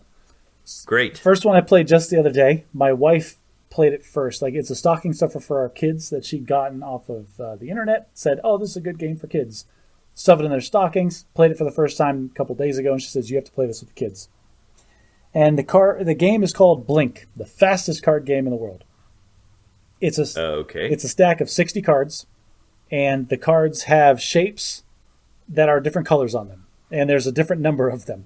So there's 5 different shapes. There's like X's and circles and lightning bolts, and then they can be any number of them from 1 to 5, and then they can be one of 5 colors. Now what you do is you split the pile of cards in half, and each person gets a pile. You take 3 of the cards, and you flip over the top card of the deck, and you just face up. Now, you can take one of your cards and put it down on either of the 2 face-up piles if the colors match, or the shapes match, or the number of objects on the card matches. Okay, got it. Totally got it. As soon as you throw one down, you take the next one. And whoever gets through their stack of 30 cards first is the winner. So these are designed in such a way where it can be done. I assume there's some protocol you follow if you reach a blocker. In the very rare occasion where neither person can play a card, both people just flip over the next card of the deck simultaneously. Right, okay. Yeah, got it. All right, yeah, I played a game very similar to this called Set. Have you ever played Set? Probably. You lay out a 9x9 grid, and they have characteristics, and you just have to find ones that where the characteristics match in a set. And yeah, same. So is this a keeper? Yeah, I think so. I was telling my son, like, this, after we played it a couple of rounds, I was telling him, like, this is a great game for you guys to play. And he goes, "Why?" And I say, "Because you are building so many pathways in your brain trying to do this under pressure." And that's the key. is your brain is trying to take these 3 things in your hand and these 2 things on the ground, and you're trying to draw logical connections between all of them simultaneously, and the time pressure makes you do it quickly. And so, is it only a 2-player game? It's only a 2-player game. So how do you interact with the other person? Can you put cards on top of theirs? Yes, you can put cards on top of either stack, and so the stacks are constantly changing. Yeah. One thing that we did to try to slow us down a little bit is we have to say the matches that we're making out loud as we're putting the cards down. Right, right. Numbers, colors, shapes, lightning bolts, X's, and like whoever like gets down first is the one that gets down first. But it's just good cognitive and like I don't know, all those things that you want your kids to develop in their brain. It's just developing all of that. It's great. Great, that sounds fun. What was the other one? The other one was Unstable Unicorns. And we got this for my daughter because she loves unicorns, like all 7-year-old girls do.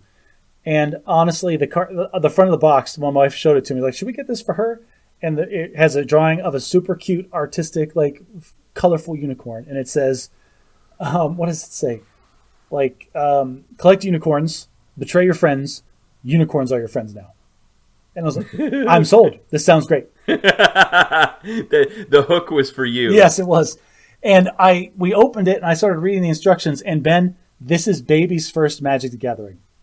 Really? That's what it is the cards do different things. Like you have standard, like if you get, it doesn't matter how the game plays, you have to play unicorns. But there are magical unicorns that each have a unique ability. And someone's like, when you play this unicorn, there's a color pie. You can get a unicorn out of the graveyard. Or when you play this unicorn, other players can't play magical unicorns. Or if this is in play at the beginning of your next turn, you may sacrifice it and destroy another player's unicorn. Okay. And there's even counter spells. They're called Nay. It's Nay. It's N-E-I-G-H. N-E-I-G-H. And it's a unicorn holding a stop sign. And it just says Nay on it. And you can play it. It's the only card you can play during another player's turn. And it stops them from playing the card that they are playing. And my favorite, there is also a Super Nay. It's the same art, except the unicorn is angrier and it's more red. And it says, this Nay cannot be nayed. Awesome. Okay. So I assume that one's a keeper as well? Yes. I mean, honestly, it's great because this is like I said, it's baby's first Magic. This is a gateway drug into explaining, the next time, if I ever sit down to teach my son Magic the Gathering and I plays his first counter spell, he's like, what does this thing do? It says counter spell. I'm like, oh. It's like Nay. It's like Nay. He goes, oh, got it. Okay. Okay, yeah, I got it. I can't see myself getting this one, but it sounds like it's fun for your crowd. It's one of those games that also has a ton of like expansions onto it, like this whole pack of zombie unicorns and nonsense like that. But I don't think we'll buy any of those. I think we're just going to stick with the unicorns. Okay. Well, for me this week, but I don't know, we didn't find any time to play with the family. We've been going through some of our old favorite TV shows, which we'll talk about in our feature today. But I played a bit of Magic the Gathering this week. Yeah, so, you did. My local game store has a really healthy, like, competitive Magic scene. Like, we just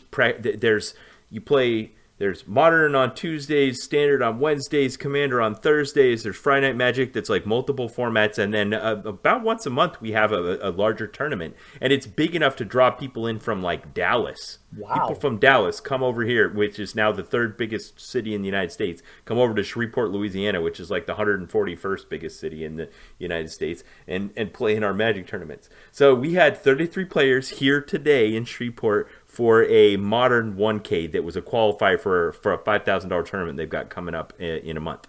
So I joined with my usual Ponza deck. I lost in the first round. I was feeling a bit disheartened because there was only going to be 5 rounds of Swiss, but then I went 4-0 and I qualified for top 8. I won the first round and I made the top 4 and we split the prizes, and I'm now qualified for the 5K next month. Not only are you qualified for the 5K, but you walked away with cash money. Yeah, I got like $200 in prizes. Not bad for my $40 entry fee. You are a semi-pro Magic player. At what point are you going to admit that? You have made more money playing Magic than I have. Yeah, I don't know, Josh. I got to tell you, it really fed my what do we call it? Feeding the dragon. Yes, or chasing the dragon. It really fed. Oh my gosh, there were times where just my heart was racing and I was sitting on the edge of my seat and I was breathing hard and it went right and I would be done and I would just feel elated and satisfied. Oh my gosh, it was so great. Now, Ben, you look me in the eyes and you tell me at any point during this day, did you have that split second thought where like, I'm getting out of the military. I could do this. This could be my full-time gig. I could just be the professional Magic guy. It's become such a different thing now that Wizards has gotten rid of actual professional Magic players. You kind of got to be like a success on Twitch or YouTube or something like that. I don't see that as viable for me at all. You don't think? No. Nobody's going to tune in to Ben Rich? Like you can't... No, and I'm not interested in fostering my personality and hoping that the fickleness of fans out there will help me support my family. No, not interested in I that. bet you could develop a nice niche. Are you capable of drafting a winning vintage cube deck while teaching a seminary lesson? If you could do those simultaneously, I think you could carve a nice wedge in the zeitgeist here. So, Board Game Survivor, we're keeping Blink, Unstable Unicorns, and Magic the Gathering. Is Magic the Gathering ever going to get axed? Like, why are we even talking about that? Because we're bad at it. Touché. So, for our main segment today, I was looking just for something that we could do kind of on a recurring basis. It's a little bit meatier. And this, I said to you, is called TV tropes. And you're like, well, I don't want to watch a lot of TV, which I would say is not necessarily true. But because you quote TV shows to me all the time. Family Guy and Rick and Morty. And remembering all of the TV that I've ever consumed is different than watching TV right now. I got it. But what you don't realize is happening inside of your brain when you're watching all these TV shows and movies and books and video games is that your brain is laying down pathways where you're trying to form patterns. And that's what a trope is. A trope is a convention or device that establishes a predictable or stereotypical representation of a character, setting, or scenario in a creative work. And this is why I asked you. Like, my response when you said, hey, you want to talk about TV tropes? I said, can we talk about storytelling tropes instead? I am more interested in that. Yes.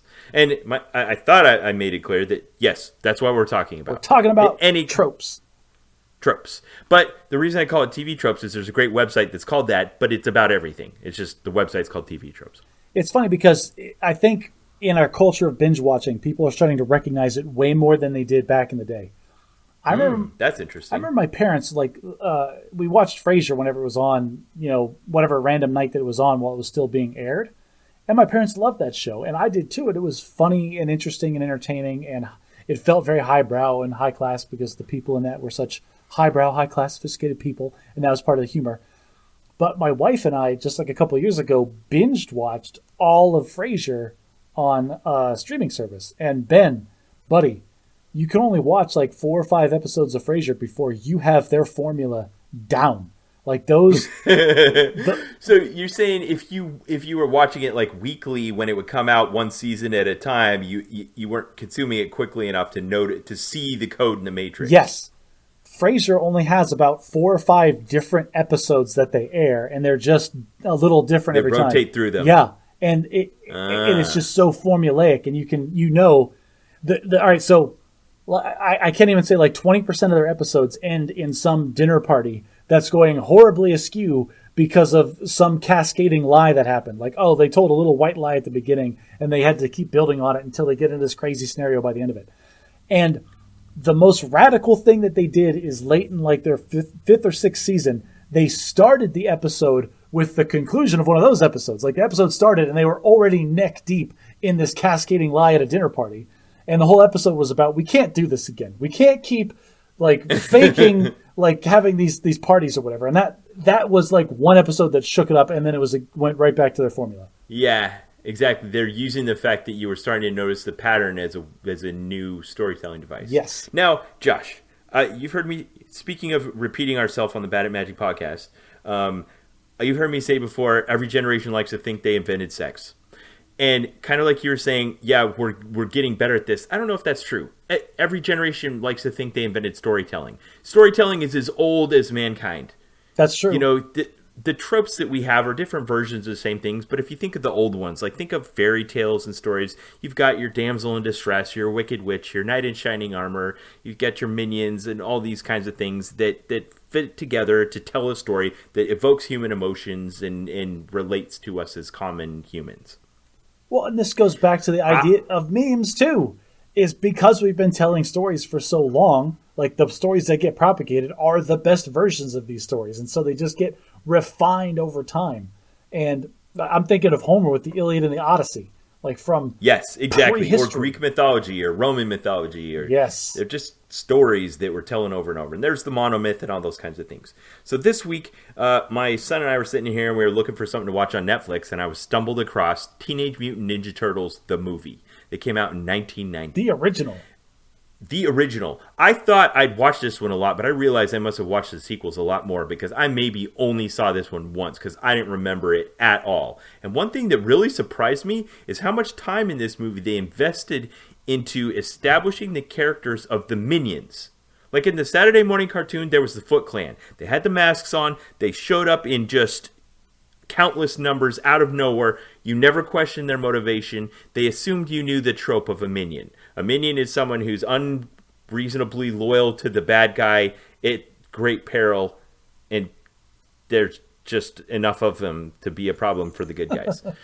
But in this movie that came out in 1990 with the Teenage Mutant Ninja Turtles, they were like these kids from neglected homes in New York City that wandered down into the bad neighborhood looking for something to feel alive about, and they were adopted by these guys that were ousted from this Japanese gang and basically trained in martial arts and turned into minions. Yeah. It's like you are searching, you don't know it, but you are looking for belonging, a sense of being a part of something greater than yourself. We will provide that in exchange for petty crime. So I told you that so I can tell you this. I realized that added virtually nothing to the movie. Like, it just felt like a waste of time. There was this one stupid character that was like April O'Neil's boss's son that became one of the Foot Clan. And it's good that we have these tropes. Like, that we can just have minions show up out of nowhere and we don't question where they came from or what their motivation are. We don't need to spend a half hour of this movie giving them a reason to exist. We had a whole, I don't know if this was our primary episode or a bonus episode, where we talked about minions. We talked about action movies where security guards, I'm doing air quotes, security guards in all black body armor helmets and ski masks with assault rifles come pouring out of doors like, there are more security guards in this building than office workers. What are we doing here? But it serves the plot and the action. I sent you this great one-panel comic this week, a meme. It was like of a wrestler jumping off the top rope to take out some poor guy, and it was Batman, and the guy that was about to get hit is some poor worker at LexCorp trying to work overtime to buy Christmas gifts for his children. Yep, and here comes Batman, going to put me like in the hospital in full traction just because I'm just doing my job, man. I'm just supposed to keep people out of this building. I don't know what's going on. So these tropes exist. They're efficient. They save time in storytelling, which is good. And they're comfortable. You know, we come to know them, and they're predictable, and they're things that we know, and then they help us participate in the storytelling process. So speaking of Batman, I read a new trope this week called the Batman Paradox. I love this one. The Batman Paradox is that in the DCEU, that there are literal gods, but Batman can still contend with them as long as he has enough time to prepare. This is all right. So this is why Batman is the most beloved character from DC Comics, is because he's the only one with any real limitations. There's canonic. That's the second law of magic. Limitations are more interesting than the capabilities. Yes. Canonically, Superman can lift 5 quintillion tons with one hand. Why do we care? At what point are the stakes going to be high enough that we think Superman's going to die? Like it just doesn't exist. But there is an entire story arc. That's why they had to introduce Kryptonite. The only interesting DC comics are the ones where everything goes wrong. I don't want to go. Can I go?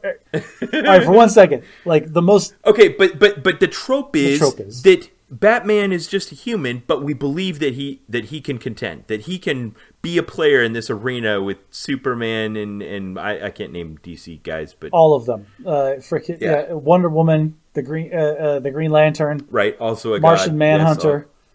Yeah. There was a point where Green Lantern tried to reassemble a planet, including rehabilitating with all the life with just the power of his ring, and like he almost pulled it off. Like crap like that. Yeah.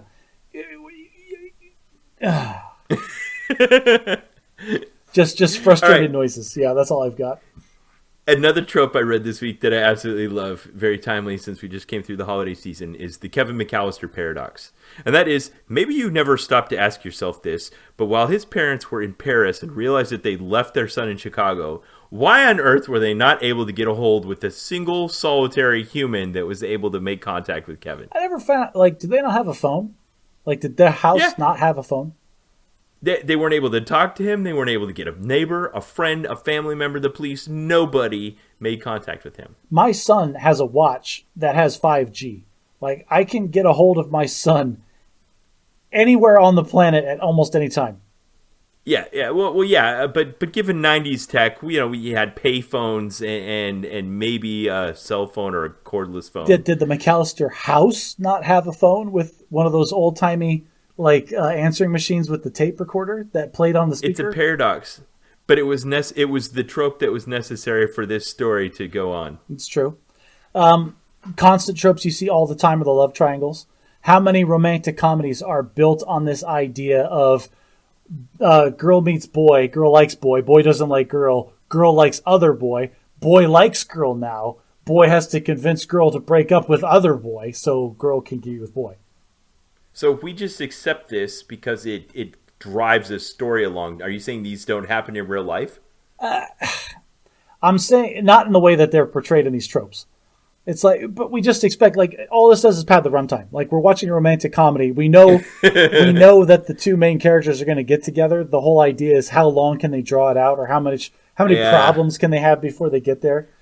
Okay, so you're saying in this case the trope of a love triangle is simply there to increase the stakes or lengthen the time it takes for resolution in a love story? Or create situations where you can try to resolve the love story in an interesting or funny or dramatic or sometimes murderous way.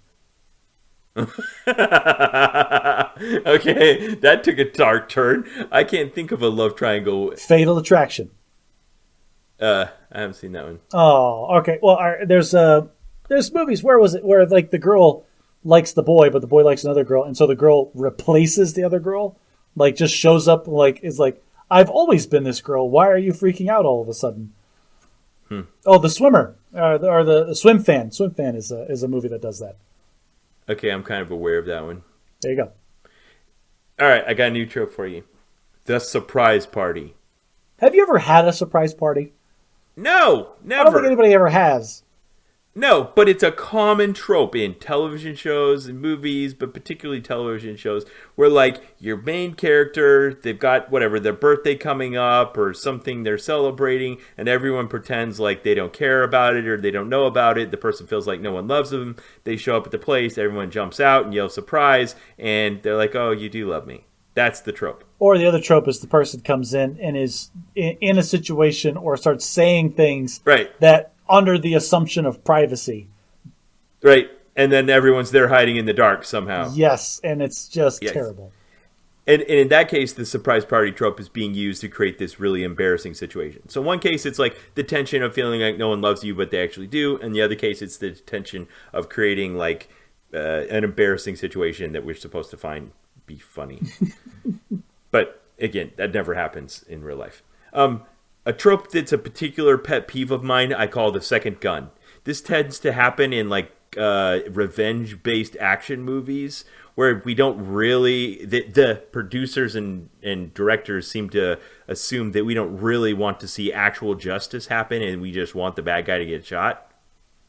Oh, are we? So, okay, is this the idea where the good guy gives the bad guy the opportunity to walk away?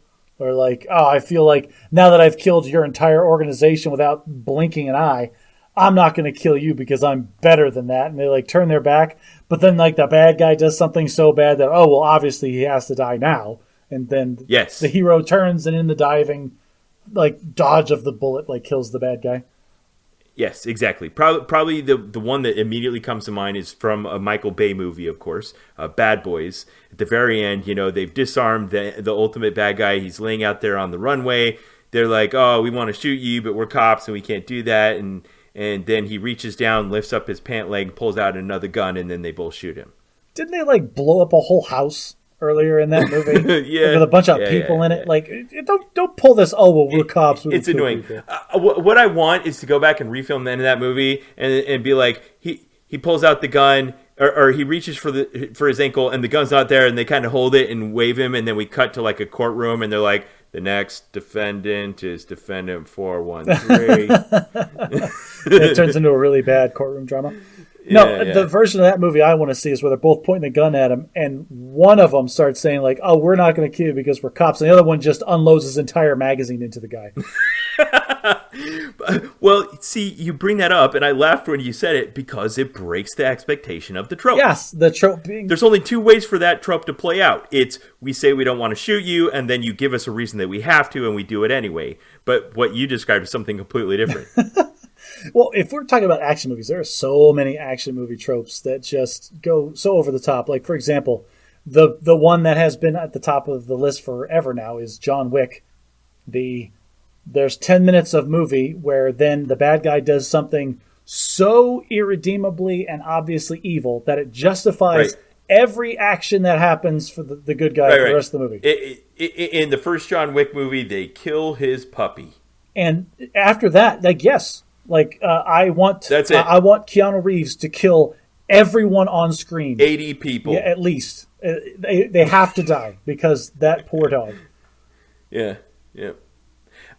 Another trope that it tends to be in like romantic comedies is the wrong person speaks first trope. Are you familiar with this trope? Yes, both people. It's like, I have something to say. Oh, good. I have something to say too. Oh, you go first. And then they say something entirely different or completely at odds with what the other person was going to say. Right. And it throws the whole thing off and it buys the movie another 30 minutes before they rectify and redeem the classic. I feel like the classic is the female sitting down and be like, I have something to say. And the boy goes, let me go first. And then he proposes and then she breaks up with him. Yeah. I feel like this trope would never happen in real life. I hate any movie that uses it. The like wrong person speaks first. Well, we could take a step back from that and just recognize right now, like, okay, listeners, spoilers for every movie that you're going to see for the next 20 years.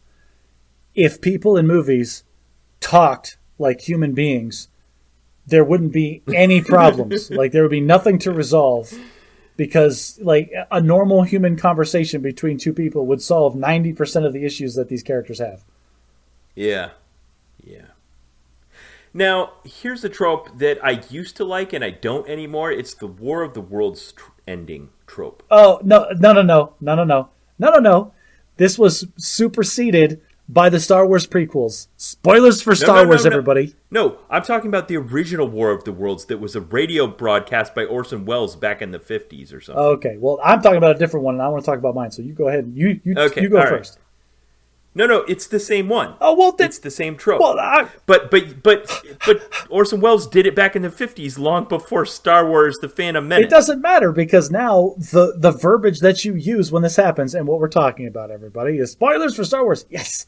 Is at the end of Phantom Menace, our young hero Anakin, the slave who somehow got into a fighter jet and knew how to work it and got into orbit and then into a space battle and then into so many stupid things.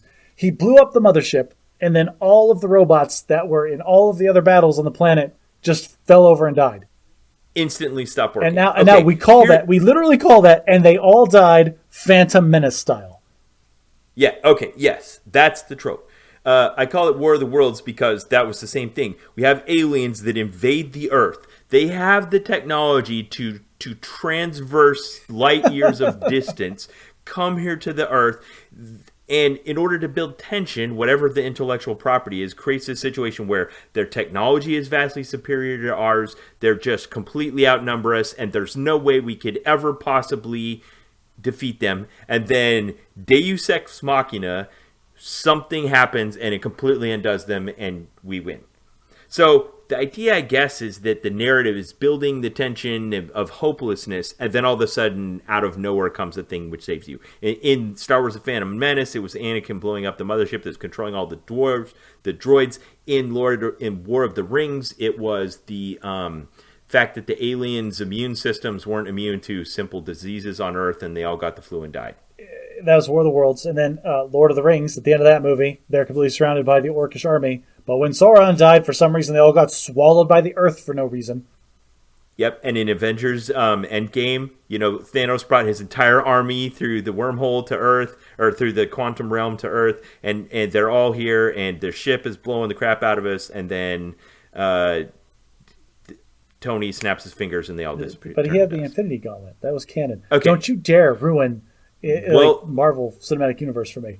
Then let's talk another trope. The Artifact of Doom. Ah, yes. The Super MacGuffin. Yes, exactly. So in the Avengers saga, of course, the Marvel Cinematic Universe, it's the Infinity Gauntlet. Yeah, because it has, and aptly named, sir, the Infinity Gauntlet can do anything. You have the powers of a literal deity. When even there are deities in the movie, I guess, but no, you have all of the power that you would expect an omnipotent being to have when you are wielding the Infinity Gauntlet. And you are limited to nothing, and yet somehow it was still an even fight between... And yet they were. If you remember in Avengers Endgame, there's a scene where Hulk talks about what was going through his mind after he snapped to bring everyone back. And he said he tried to bring back Kat, but he couldn't do it. Nat. He said I tried to, but I couldn't. So there are limitations. But yes, the Artifact of Doom is a trope. The Lord of the Rings saga has the one ring of power. The one ring to rule them all. The Artifact of Doom. in the Magic the Gathering, during the Brothers' War, in the artifact cycle, they had the Silex of, I can't remember the proper noun, but there was an artifact, it was a bowl, that destroyed the entire world. And Mishra had it for a while, and then Urza got it, and then somebody used it and blew everything up. Good. That's a great one. I was researching these tropes, and I found one that I loved called One Steve Limit. The One Steve Limit thing is what you and I talk about sometimes, about how people just have a finite capacity for consuming proper nouns.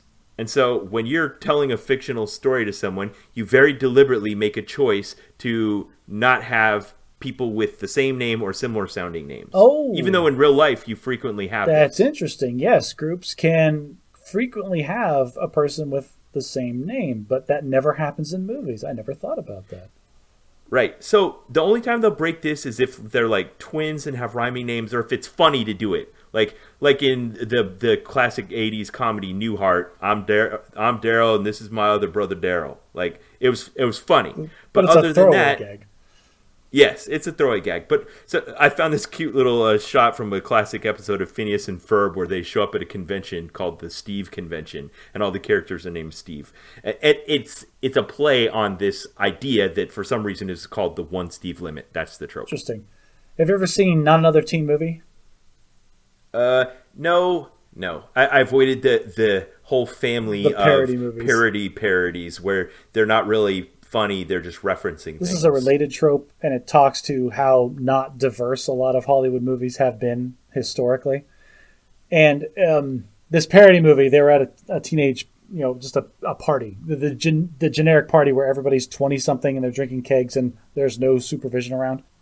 Okay, and so everything that's happening in this party is tropes. Yeah, that's all it was. But then the token black guy, that's what he says. Like he's introduced with right. His name is Token. I'm just the token black guy. I'm just here to say stuff and he says some things that I'm not going to repeat. But then he goes up to another black guy at the party. He goes, "Hey, how's it going?" I'm supposed to be the only black guy at this party. And he looks around and goes, the other guy's like, "Oh, my bad. I'm sorry. Here." And he hands him his beer, and then he leaves. Yeah, exactly. When you know these tropes, then you can play on them for humor or tension, especially if you break them when you think you've identified a trope and then it doesn't follow what you expected. That's the pleasant. That's when we're talking. All right, it's coming full circle because that's what we talk about when we talk about subversion of expectations. What you expect to happen, the reason that you're expecting to happen is because subconsciously you are programmed to expect these tropes to pop up in your stories, in the media and the fiction that you consume. And when it doesn't happen, it feels like a surprise. And that's the subversion of expectations that we're talking about. Yes. Okay, so when I think of what you just described, the number one movie that comes to mind is Payback with Mel Gibson. Did you ever see that one? You've talked about it enough. Okay. All right. It's what did it for me. Another trope that I found while I was researching these is training the peaceful villagers. Okay. Like, when you think of that, you can probably think of dozens of examples. Here's a few I thought of. In Mandalorian, they had an episode where he, trained the peaceful villagers before they come back with the AT Walker. Yep. There's in A Bug's Life, the grasshoppers are going to be coming back, so the circus guys are training everyone to prepare to fight back against the grasshoppers. Robin Hood, Prince of Thieves, they're like, oh, we're not fighters, we're just farmers. And then Robin Hood teaches them all to shoot the bow and arrow so that when the Sheriff of Nottingham shows up with the mercenaries, they're ready to fight. It's a pretty common trope. Yeah, in The Three Amigos, Yeah, that's a great one. At the end of that one, they had everybody dress up as the Three Amigos, and they fought off El Guapo and his That one's fantastic. Because they don't teach him to fight. They just, it's silly. The end of that movie was awesome. Yeah. I'm That's a good one. Let's end on that one. Well, all right then. Okay. So next time you spoil, or you didn't spoil, you said that we are going to do a book review. And that we're going to read Artemis by Andy Weir. Yep. This is I've already read it. I thought we were doing it this time, and so I consumed it a little too early. I will say that it was a delightful departure from some of the other books that you've recommended. I enjoyed listening to it, and I'm excited to talk about it. Great. I'm about 5 chapters in, so I'll finish it before we record next time. So, audience, if you want to join in on the reading, Artemis by Andy Weir, link in the show notes. Also full of tropes that we can talk about. Great. If you heard anything that you liked today and you want to join in on the discussion, we have a subreddit on reddit.r/baditmagic, or you can go to Facebook and search up the Bad at Magic page and join in on the discussion with us there. If you like what we do, consider sharing us with a friend. I feel like that's the least you can do. If you like what we talk about, maybe your friends will like us too. If you really want to show us some love, consider taking your phone out of your pocket right now and giving us a good review on the podcast player of your choice. It is crazy the visibility we get on something like that. And if you want me and Ben to talk about nonsensical TV tropes and board games and stupid card games for the rest of time, consider becoming a patron on our Patreon page. And until next time, try to be a little less bad at magic.